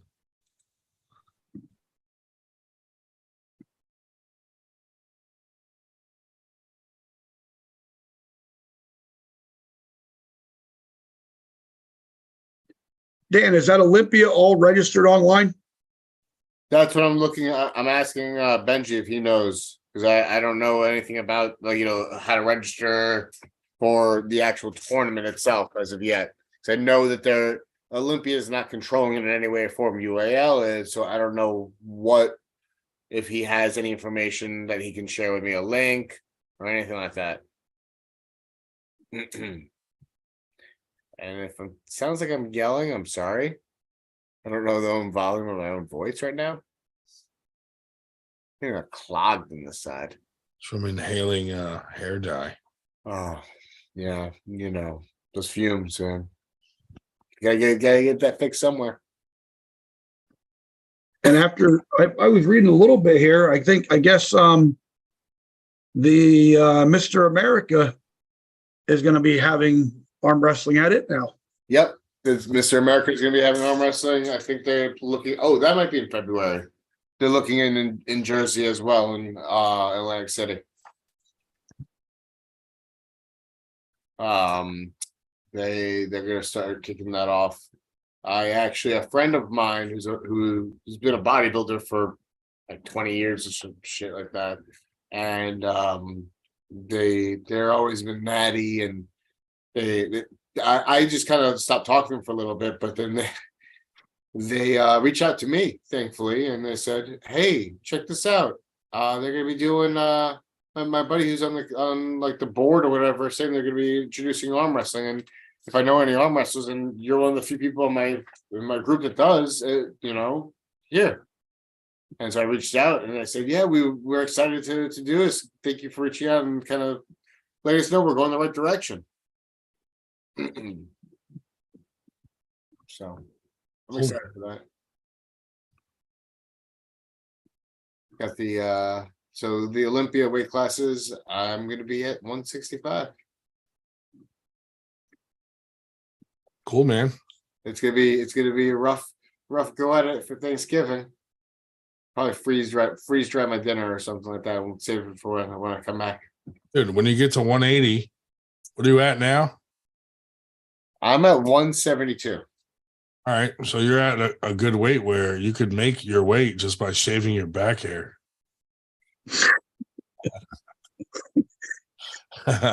Oh. Well, He was looking at me like I was going to say something serious for a minute. I actually thought you were going somewhere good with that. the beard dye, quit dyeing your beard. You could probably get 2 pounds off of that.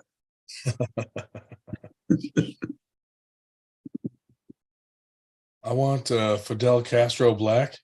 Oh my God. Dude, I think you should reach out to fucking Just for Men and be like, would you guys do Nightmare Black? And I'll fucking promote the hell out of it. They'd probably let you do it. Yeah, I'm good on that department. Don't need it. Just fucking tell them you're dyeing your hair. You know? Yeah, I know. I wouldn't get any kicks or giggles out of doing that. So No, you might get a sponsorship. They might send you money. Yeah, exactly. You might get a cool sponsorship. nah, they wouldn't send sponsor. Not for something like that. It's a funny idea, though. I will give you that. Ed could do it. Let him do it. He has better hair. Oh my God, Ray's back.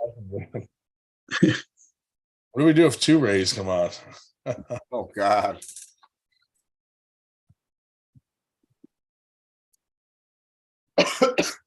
Captain Obvious says a non-tested beard league. Non-tested beard league. Yo, Zubich, look now, tell us. Dan, Yeah, Is that's Dan Swartz not dyeing his beard? look up. It's it's. I mean, the neck looks nice too, but yeah. What's your A neck what- above. I cleaned myself up for a new venture in my business. That's all it was. You weren't trying to look pretty for Raymond's. Well, of course. So all Raymond's. Yeah, that thing looks dark, man. I'll tell you that much. Just for Men Nut Black number 13. Night, they call it nightmare. No, They call it now, Nightmare you asked Black. me, I remember like a week or two ago how my clarity was like so crisp. I believe it was you, right? Yes, that was me who said On my that. screen. So are you using a different device to Nope. record? I'm having a little bit of a different lighting scenario. I actually changed my lighting a little bit. Changed the placement of the camera as well. I did get a cleanup, just yesterday for the today's adventure that I did. So it's just maybe a couple of different things that are aligned in the just the right place to make it look that full. Gotcha. Great. All right. Heck yeah. Are any of your guys I going did a down good to job. the Fall Brawl? I think so, man. I'll give it to you. But I'm not going to Fall Brawl now. No. How about Ron? Is he itching for more? Is he still No, recovering? he can't make that. He said he couldn't make it.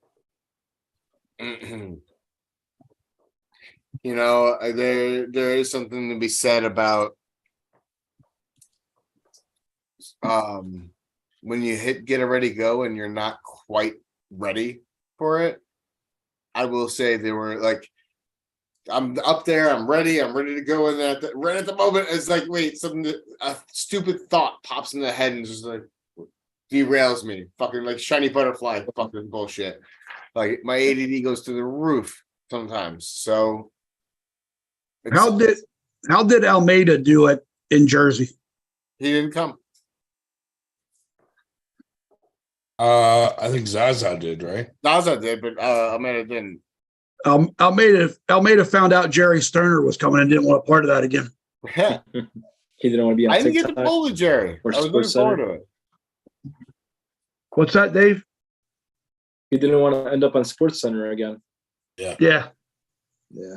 It was a good match to watch. It was an interesting match to watch. It was. I mean, I only knew that guy because of that match and how well he did, and I was definitely looking out for him. He did great. Who ended up winning? I think left arm Ed won. He's won worlds twice now, I think. Has he? Okay. I think he won worlds twice. Almeida? Yeah. And he's like a national champ, like what, 12 times, 13 times, something like that? Yeah, he's got quite a few Georgian national titles. Yeah, I think it's 12. Something like that. Captain Obvious said Dan's beard is as black as his soul. Look what's happened to Ron. He's out scarf hunting. Scarf hunting.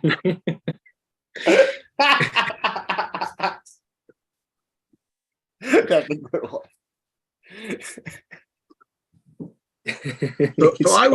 So Ryan, I was gonna comment on something the other day, and I was told I'm not supposed to.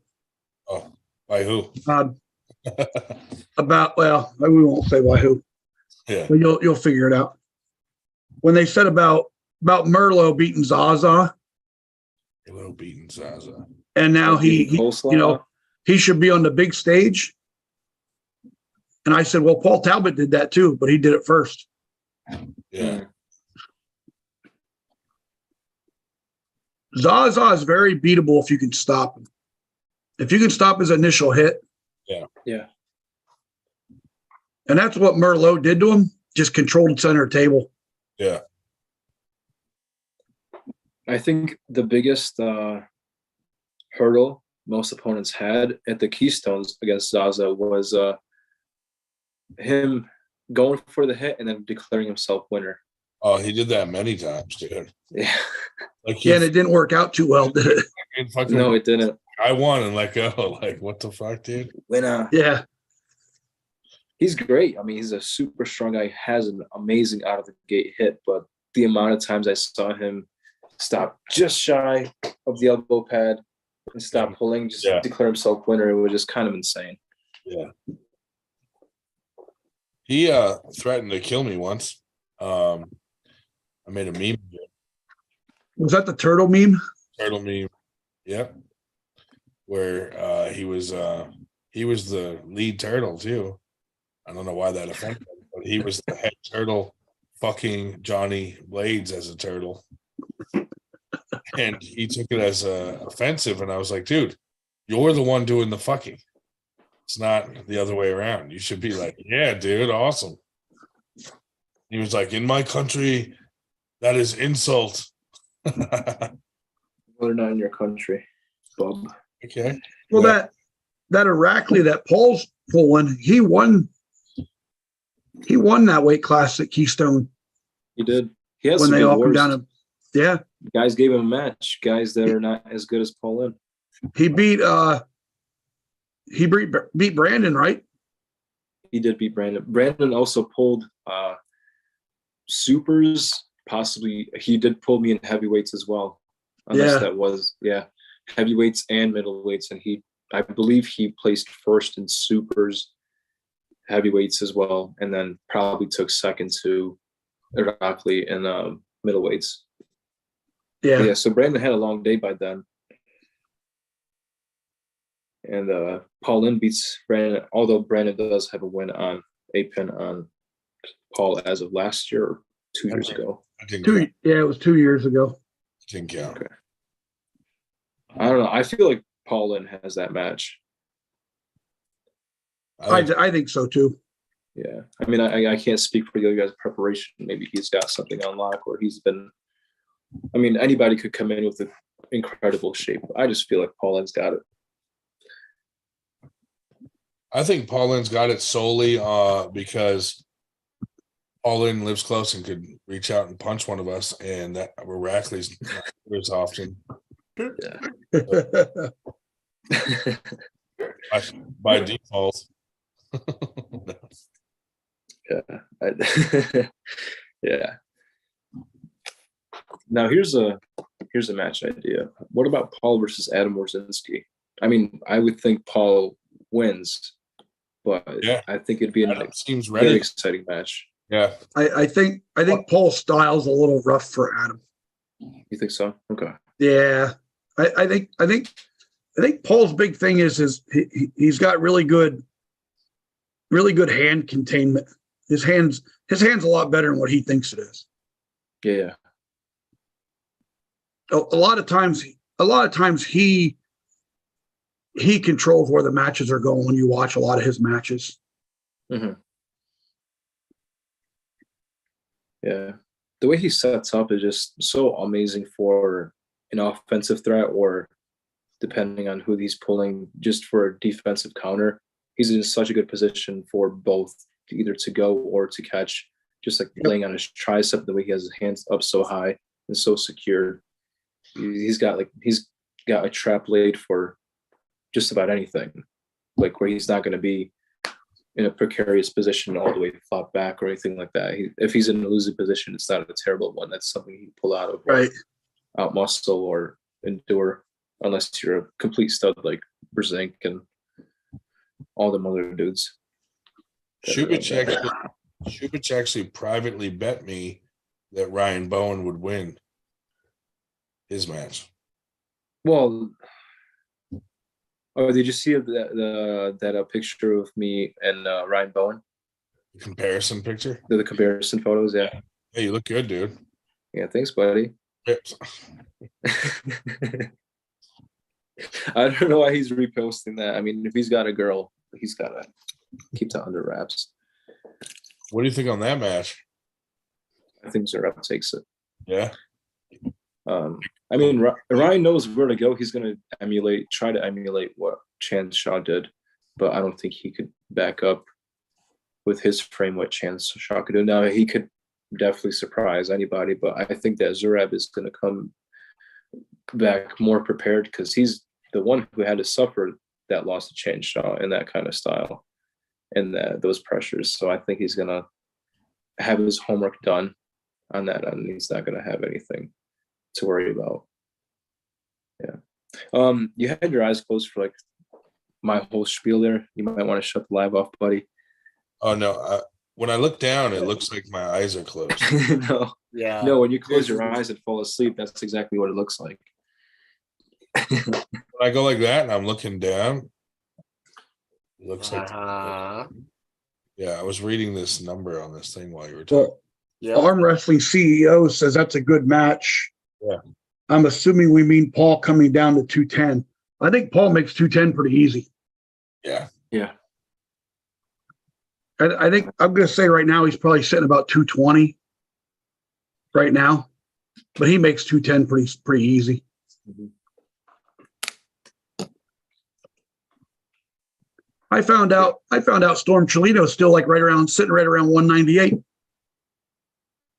Purposely. He's making the weight class. He's got a pull. Because he likes 98. Yeah.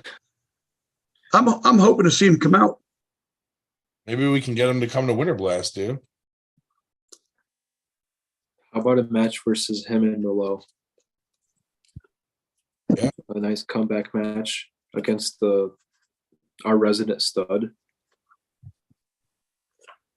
Versus I think as long as Storm's hand and wrist haven't changed, Merlot is going to have a rough time.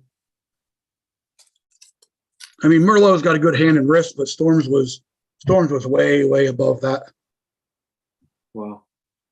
And he's still doing them crazy lift feats with the inch dumbbell and stuff like that too. Oh, is he? I haven't seen anything from. I mean, I haven't looked or try to keep up to date with anything that he's been doing as of this year at all. But that's good to know. He's holding practices occasionally at his house. Mm-hmm. Well, he was. I don't know if he is now because I think they're moving or something right now. Is he near Wyalusing, PA? No, he's actually where he was at was like it's actually like Sugarloaf, PA. It's about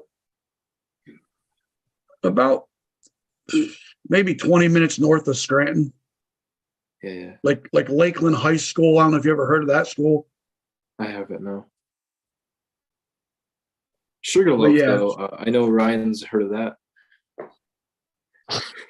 That's what I eat for breakfast. What's that? Sugar loaf. Sugar loaf. I guess it's better than having a neck roast. Last time I go, never going to dinner with this motherfucker again. Well, screw you, dude, for looking down at numbers while I'm talking. My bad. I was paying attention.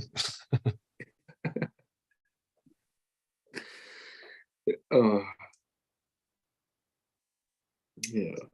Schmo says, what weight has Roger learned, and is he anywhere close to top 20 North America? He's 235. Top 20. He was on the top heavyweights. 20 list. Lefty. Oh yeah. Remember? Yeah, I mean, For a while. I think he was 20, 18, 20, something like that. 19. yeah, I think you're pretty spot on there. Yeah. I remember seeing that. I think that was probably even in the Hook rankings as well. Yeah. I mean, he might be in the top 20 North America. And that's a big class talking about North America. That's a lot of people. Yeah. Do you think Cobra is ready? I think Cobra's always ready. Ready to party. Yeah, I was going to say, ready for what? I don't know. I'll tell you what. From what I've seen, he's taking this match pretty serious. Yeah.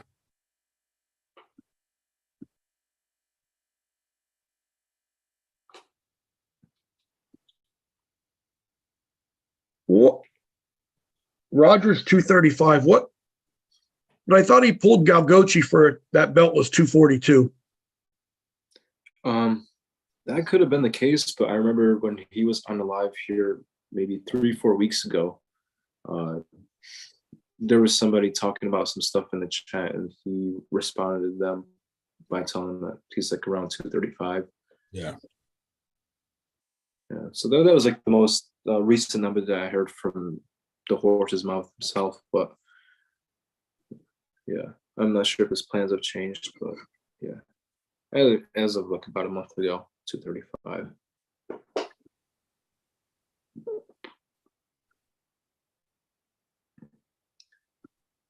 Yeah, I feel like 220 is like one of those like classes where it's so easy for some guys to float up and float down that the waters are so muddied you can really not even tell who's in even the top 10 of the 220s themselves, maybe 200s, 210s. But Yeah, like 185s, 220s. Like I mean, like with the weird weight classes that it's really hard to tell, especially like the bottom tier or the bottom 20, bottom 10. Hard to even tell who's in the contention. I mean, just like with the world rankings, the top 5 are more clear than anything else underneath. I was looking at that Aries rate ranking system. Yeah. And Brent Rikers is top 5 in every division from middleweight on up.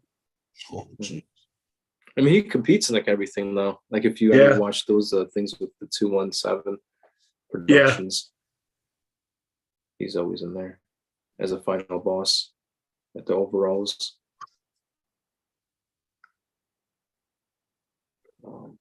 Uh, 220s though.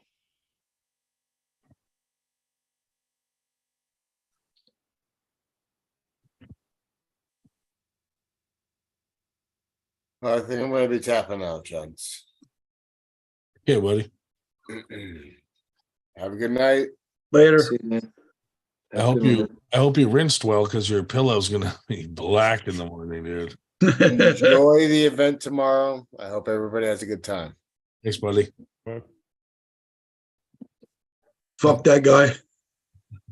Yeah, I don't know. You people that get up at 5 o'clock in the morning or 6 o'clock in the morning. I do not get up at 6 o'clock in the morning. Yeah. I'm going to have to tomorrow get up a little bit after 6 o'clock in the morning. So I'm going to leave too. You ever think of changing your life around and getting up early like a normal person? No. No, I was a second shift person for years and before I started going back to teaching, and I preferred it. I get my unfortunately, Dave, I have to wake up around 6:30 every morning. 3 in the morning to I get my 8 hours from 3 in the morning to 11 in the morning. What time do you wake up, Dave? That depends. No. Yeah, certainly not. I do my damnedest not to get out of bed before 9, maybe later. Now tomorrow I'll have to be up, but I think I'll probably set the alarm for 6:30 or 7. Yeah. Because I have to be over at Perkins to have breakfast with the hot rod at 8:00. The hot rod. Now, Dave, I missed the name that you were mentioning earlier that was telling you that Torn and Mike weren't responding. Did you say Joe, or who are we talking about? No, Rose was here. John Rose was weighed in early. Oh, Rose. Yeah, Okay. John was weighed in early. Gotcha. All right. Yeah, because we have this other guy that practices with us sometime. And then he was hoping to make it out with those guys as well for tomorrow. And that was who? Dave, did that Joe guy start? Did he contact you guys at all? Joe is his name. He's from out by Sylvan Lake. Sullivan? Huh? Joe Sullivan? Yeah, I think that might be his last. No. He was originally from Maryland, but he just moved up that way recently. No, Joe, just yet. Not as far as I know. I mean, if he contacted somebody on Armbet, then I must have not seen it. I mean, I know that they don't have a notification system, but I check that thing every day. I gave him Grimaldi's name. Okay. I believe that Mike was saying that somebody new was going to try to come out and check in the chat again, but he was at the Sylvan Beach tournament. Big beat, got kind of a long beard. Joe, I can't remember what his last name is, but he used to train with Morocco's team down in Maryland. I'll ask Grimaldi if anything came up, because now that I'm more than likely 100% not going to be going to the tournament, maybe I'll try to make a practice with someone, pull up to somebody's place, and get these ready arms, some pulling. Was he any good? Is he like a pro puller, amateur? Oh, he's a pro puller. Okay. He's been around for a while. Cool. Yeah, I mean that might make sense. Do something with my Saturday that way. And he's probably another one of those guys that's like 220. Okay, that's perfect, because I'm at 220, like 215.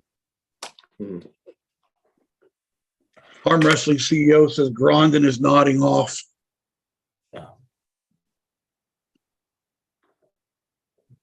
Well, Grondin better make somebody else host so they can.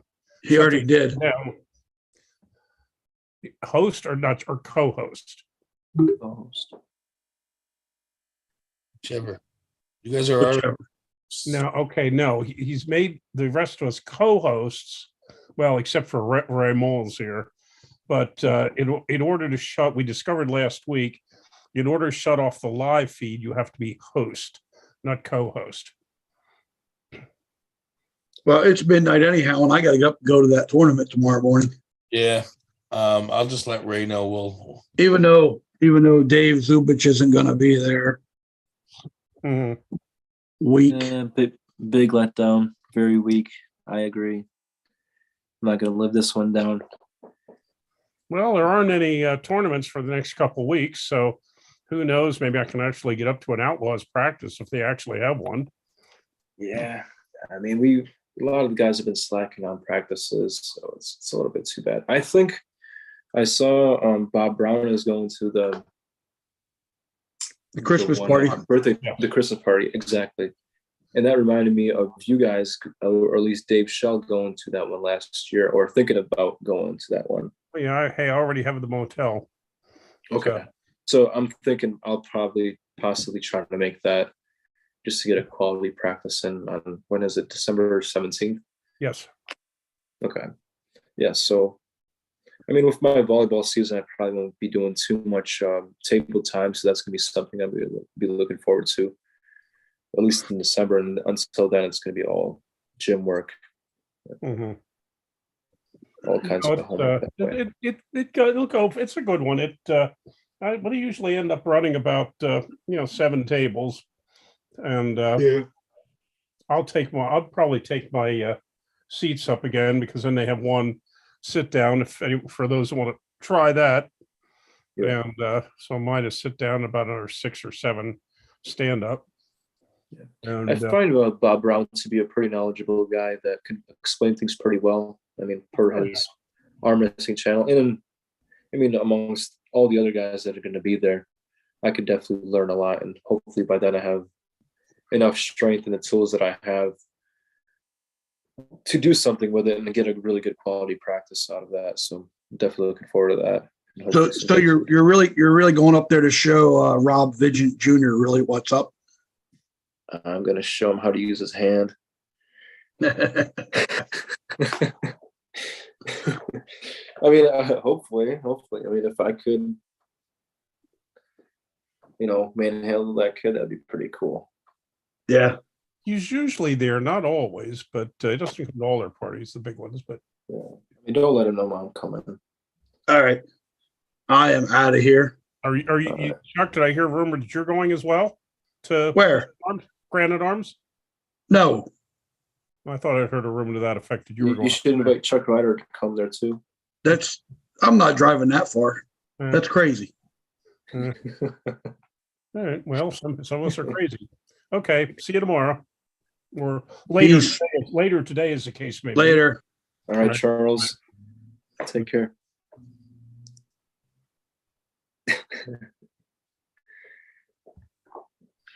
What I'm going to do, my usual, what I'm planning at the moment is, hotels up there are so damn expensive. So what I'm going to do is I've had a reservation at the same place that I did for the New Englands in Windsor Locks, Connecticut, which is like half the price of the motels in New Hampshire. And I'll go up there on Friday night, and then only have about 2 hours or so, 2 hours something to get the rest of the way, because otherwise it's like 5 hours plus, assuming the traffic doesn't suck. Is the 17th, is that a Sunday? Saturday. Okay, that's good. Because I'm just afraid around that time I'm going to have a volleyball game to coach at. I'm not sure if it's going to be the Monday or Friday. I'll probably be able to make either if it's one of those days. If it's not a Sunday, that's good. But yeah, then I got to look into the logistics of where I'm going to stay. Okay, Chuck. We forgot to fuck Chuck. Fuck that guy. Fuck that guy. We'll give him a triple fuck that guy. Give him a fuck that guy, Shoevage. He's disappointed. No fuck. Shoevage isn't even allowed to say that. I can't, not in this household. Yeah. Freak that guy. It was funny tonight that Sabrina, I thought I knew how to spell her name on the slip I'm writing down for the weight. So I was spelling it, and she was kind of trying to follow along, but I was spelling in English. And I said, that's okay. I could have said W, and, I could have used the Spanish letters. She had to really sound it out. This is kind of funny. And I did have it spelled right, but just the English pronunciation of the letters in her name was throwing her. I'll be right back. Uh-oh, he's going to bed. Oh, so what's he doing here? Let's see. Look at participants, and yeah, I was just going to the chat. He can't disappear that much because he's still the host. He used to be the one to shut off the. Unless he already did. Let's see. Close. Yeah, we discovered that last night. He has to shut off the live. The host has to shut off the live feed because he was telling me, "Yeah, just go down to the 3 dots down there." I said, "There are no 3 dots." Oh, they changed me from co-host to host, and I could see him. All right. Gone then. It's that time of a night where any kind of semi-clever pun is going to make me laugh, but that's a good one. Let me tell you, you're absolutely right. Just like the politicians promise one thing and don't deliver. No, Ray. Yeah, I was going to tell my story about how I contributed to the Latvian Revolution of 1991, but whatever. So I guess I'll have to say that for next time. Yeah, Schmo, to answer your question, where's the FTG I try my best not to swear. I often slip up on that, but I'm not a frequent participant. And oh, that guy trying. But there's one for you. Mm-hmm. Um, You're pure of heart. Pure of heart. I sure was before I met you guys. I sure was trying my best. I was on a good streak there. Pure of heart, sound of mind and body.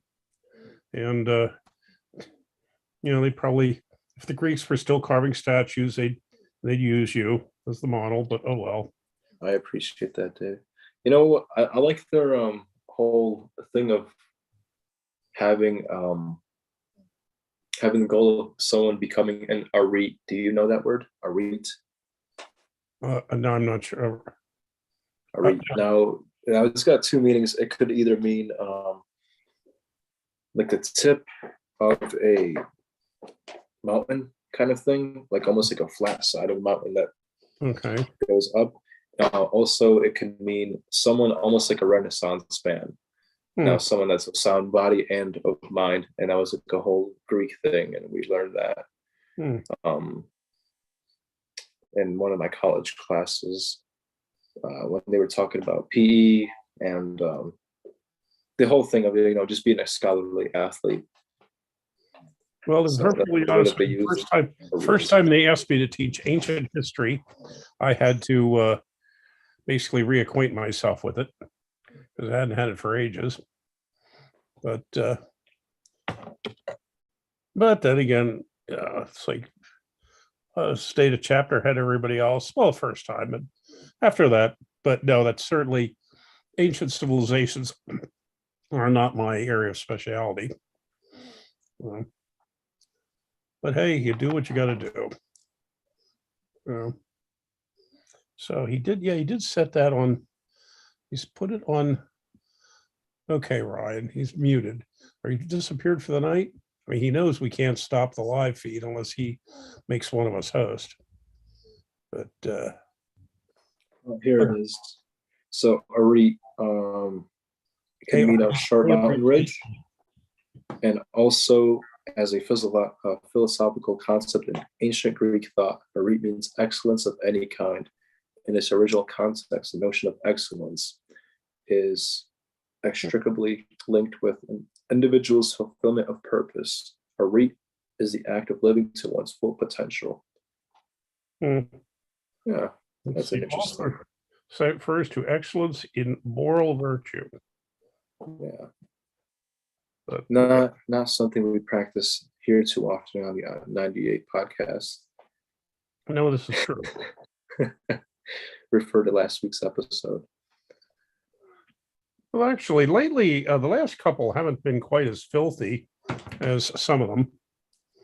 No, not, especially not the ones that are not live. That's where the real party is. Mm-hmm. Yeah. So, so next or tomorrow we have this, and then of course lately, if Justin Bear's people practice on Saturday, I can go there. They're like an hour and a half away. Last week they moved it to Sunday. Of course, we had so few people at ours that I just bailed out early and went down there to them. Are they still down at Angie's Pub? Yeah. When they go, okay. Yeah. Nice. Yeah, so we were down there, and I wanted to go down because there's a new guy named Matt Moore, who I met at Chad Eckerd's Halloween party. He's really getting into it, quite a bit. But yeah, I think you talked about him last week. I think you might have mentioned, probably not by name. But so he's really getting into it. Actually, I want to go down to Burger's people this coming. I would have gone down this week, except like I said, the hospital procedure yesterday, but because they've been getting together lately Thursday. So as long as they stick to Thursday, I can come down. If they switch back to Wednesday, that's the day we have one of ours. But that's the enemy line practice. Is that enemy line? Yeah. Okay. Yeah, they're about 2.5 hours for me. Okay. Yeah, I told Damian Schlosser down in North Carolina, I said, I don't want to go down. I don't want to come down there before I have the thing with Hunter in January, but it's after that, every once in a while, Iron Kings runs something on a Saturday for the whole day. And if they have something on a Saturday, rather than go down, and it's like 4 hours for me, rather than go down and come back, same day, I'll just stay down there. And then the folks in Greensboro, Damien Schlosser and them are another 3.5 hours. So I could go to, Iron Kings on Saturday and them on Sunday. But in the meantime, I have,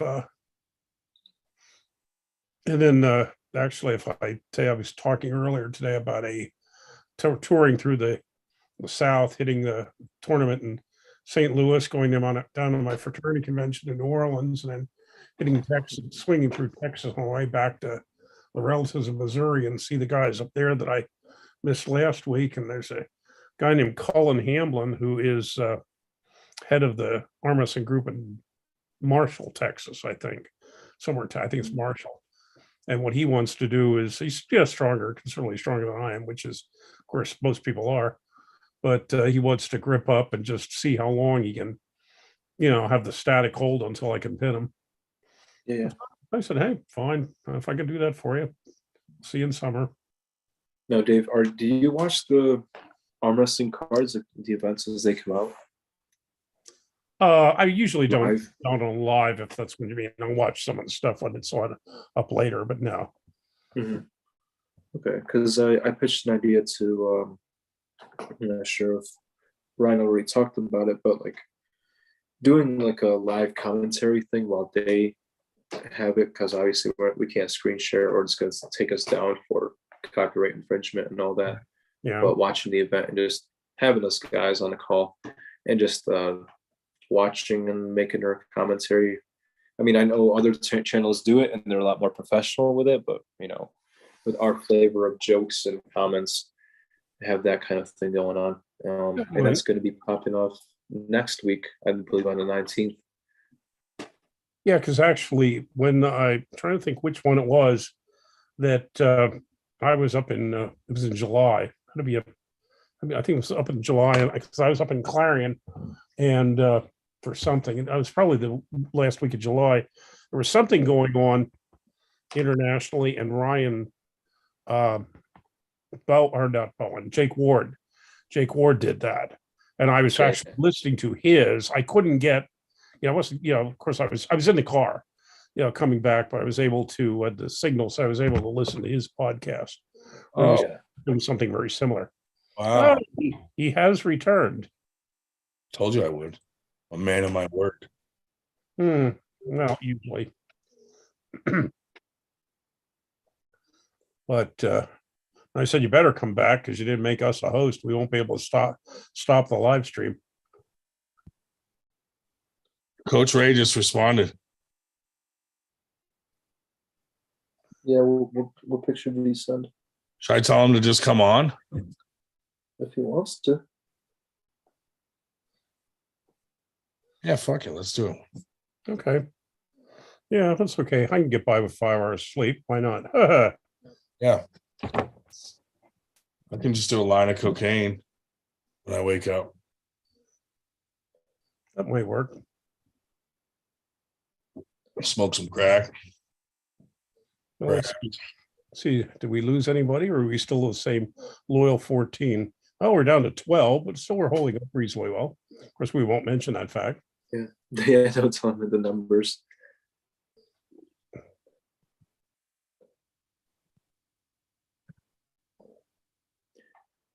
Okay, guys, I have to go. Oh, you're gonna leave right before Coach Ray comes on, you son of a bitch.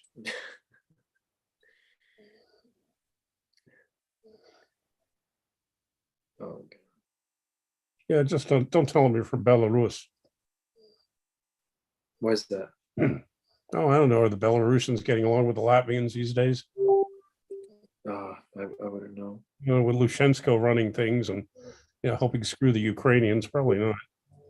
That's just a guess. Yeah, that Lukashenko, he's a piece of work. I mean, as far as what I know from my dad saying stuff, because I don't know what the hell goes on. I didn't really live there at the time, and actually understand what's going on or the politics. Even living here, hell, what do I know? He goes, "Fuck it, I'm going back to sleep." Yeah. That's all right. I told him now we know the time difference, so we can schedule it.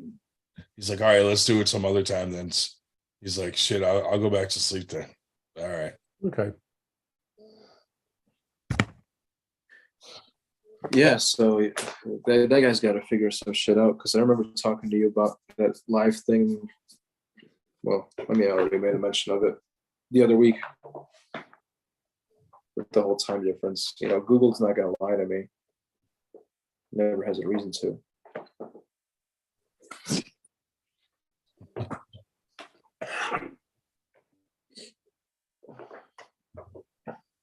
Well, now that we know the real time difference, it'll be easy to schedule for next time. It'll be like the third week. Or we'll say no. Coach Ray will be on tonight. He's not coming. We should just, every podcast, we should just be like, we have this guest tonight, and Coach Ray will be on later, and he never comes on. Well, but it's true. It's very possible what we'll need to do really is, rather do it. I don't know if we can do a live, with him, or if so, something where we would commit at, 1 o'clock in the afternoon on a weekend, and where it would be, his evening. But we want not to. Of course, hey, when we have exactly 12 people on a Friday night, we could probably get more than that on a Sunday afternoon. To be honest with you. Yeah, I mean, I'm down with that. I don't care. That's fine. Or we don't come on at like fucking 1 a.m. or something. Mm-hmm. Nap. I know that's tough. Yeah. Hey, you're the one that has the 2-year-old they have to get up to deal with. I don't. No, I've abandoned her. She's now just her mother's kid. Does her mother know this? No. Yeah. I haven't broken it to her. Well, and then just remember, even if you give that one away, you're working on number 2. Yeah. We'll find out soon. All right, you guys got to get up early tomorrow, so I'm going to let you guys go. Okay? All right, you don't have to get up early, but we're going to let you go anyway because you just want to leave. Well, I will see you hopefully in on the 17th of December. If I don't see you before then. You mean, Dave? You can see him in about fucking 10 minutes in your sweet dreams. Dave's he's gonna masturbate about you before he goes to bed. Is that awkward? Yeah. It is kind of awkward. That would be it's almost like incest. Masturbating to a picture of somebody you know. But of course, I wouldn't put incest. Really. I wouldn't put incest, but what if you knew your wife? Put incest past you, of course, but you're related to him. I wouldn't put incest past you, Ryan Grondin. That's me. Incest is the best. Put your sister to the test. Anyway, all right, cool. We still had a great night with Adam coming on, so that was fun. And our usual suspects in the chat. Yes, thank you. No, Captain Obvious. I'm going to end the live, and that way I can edit the headline so it doesn't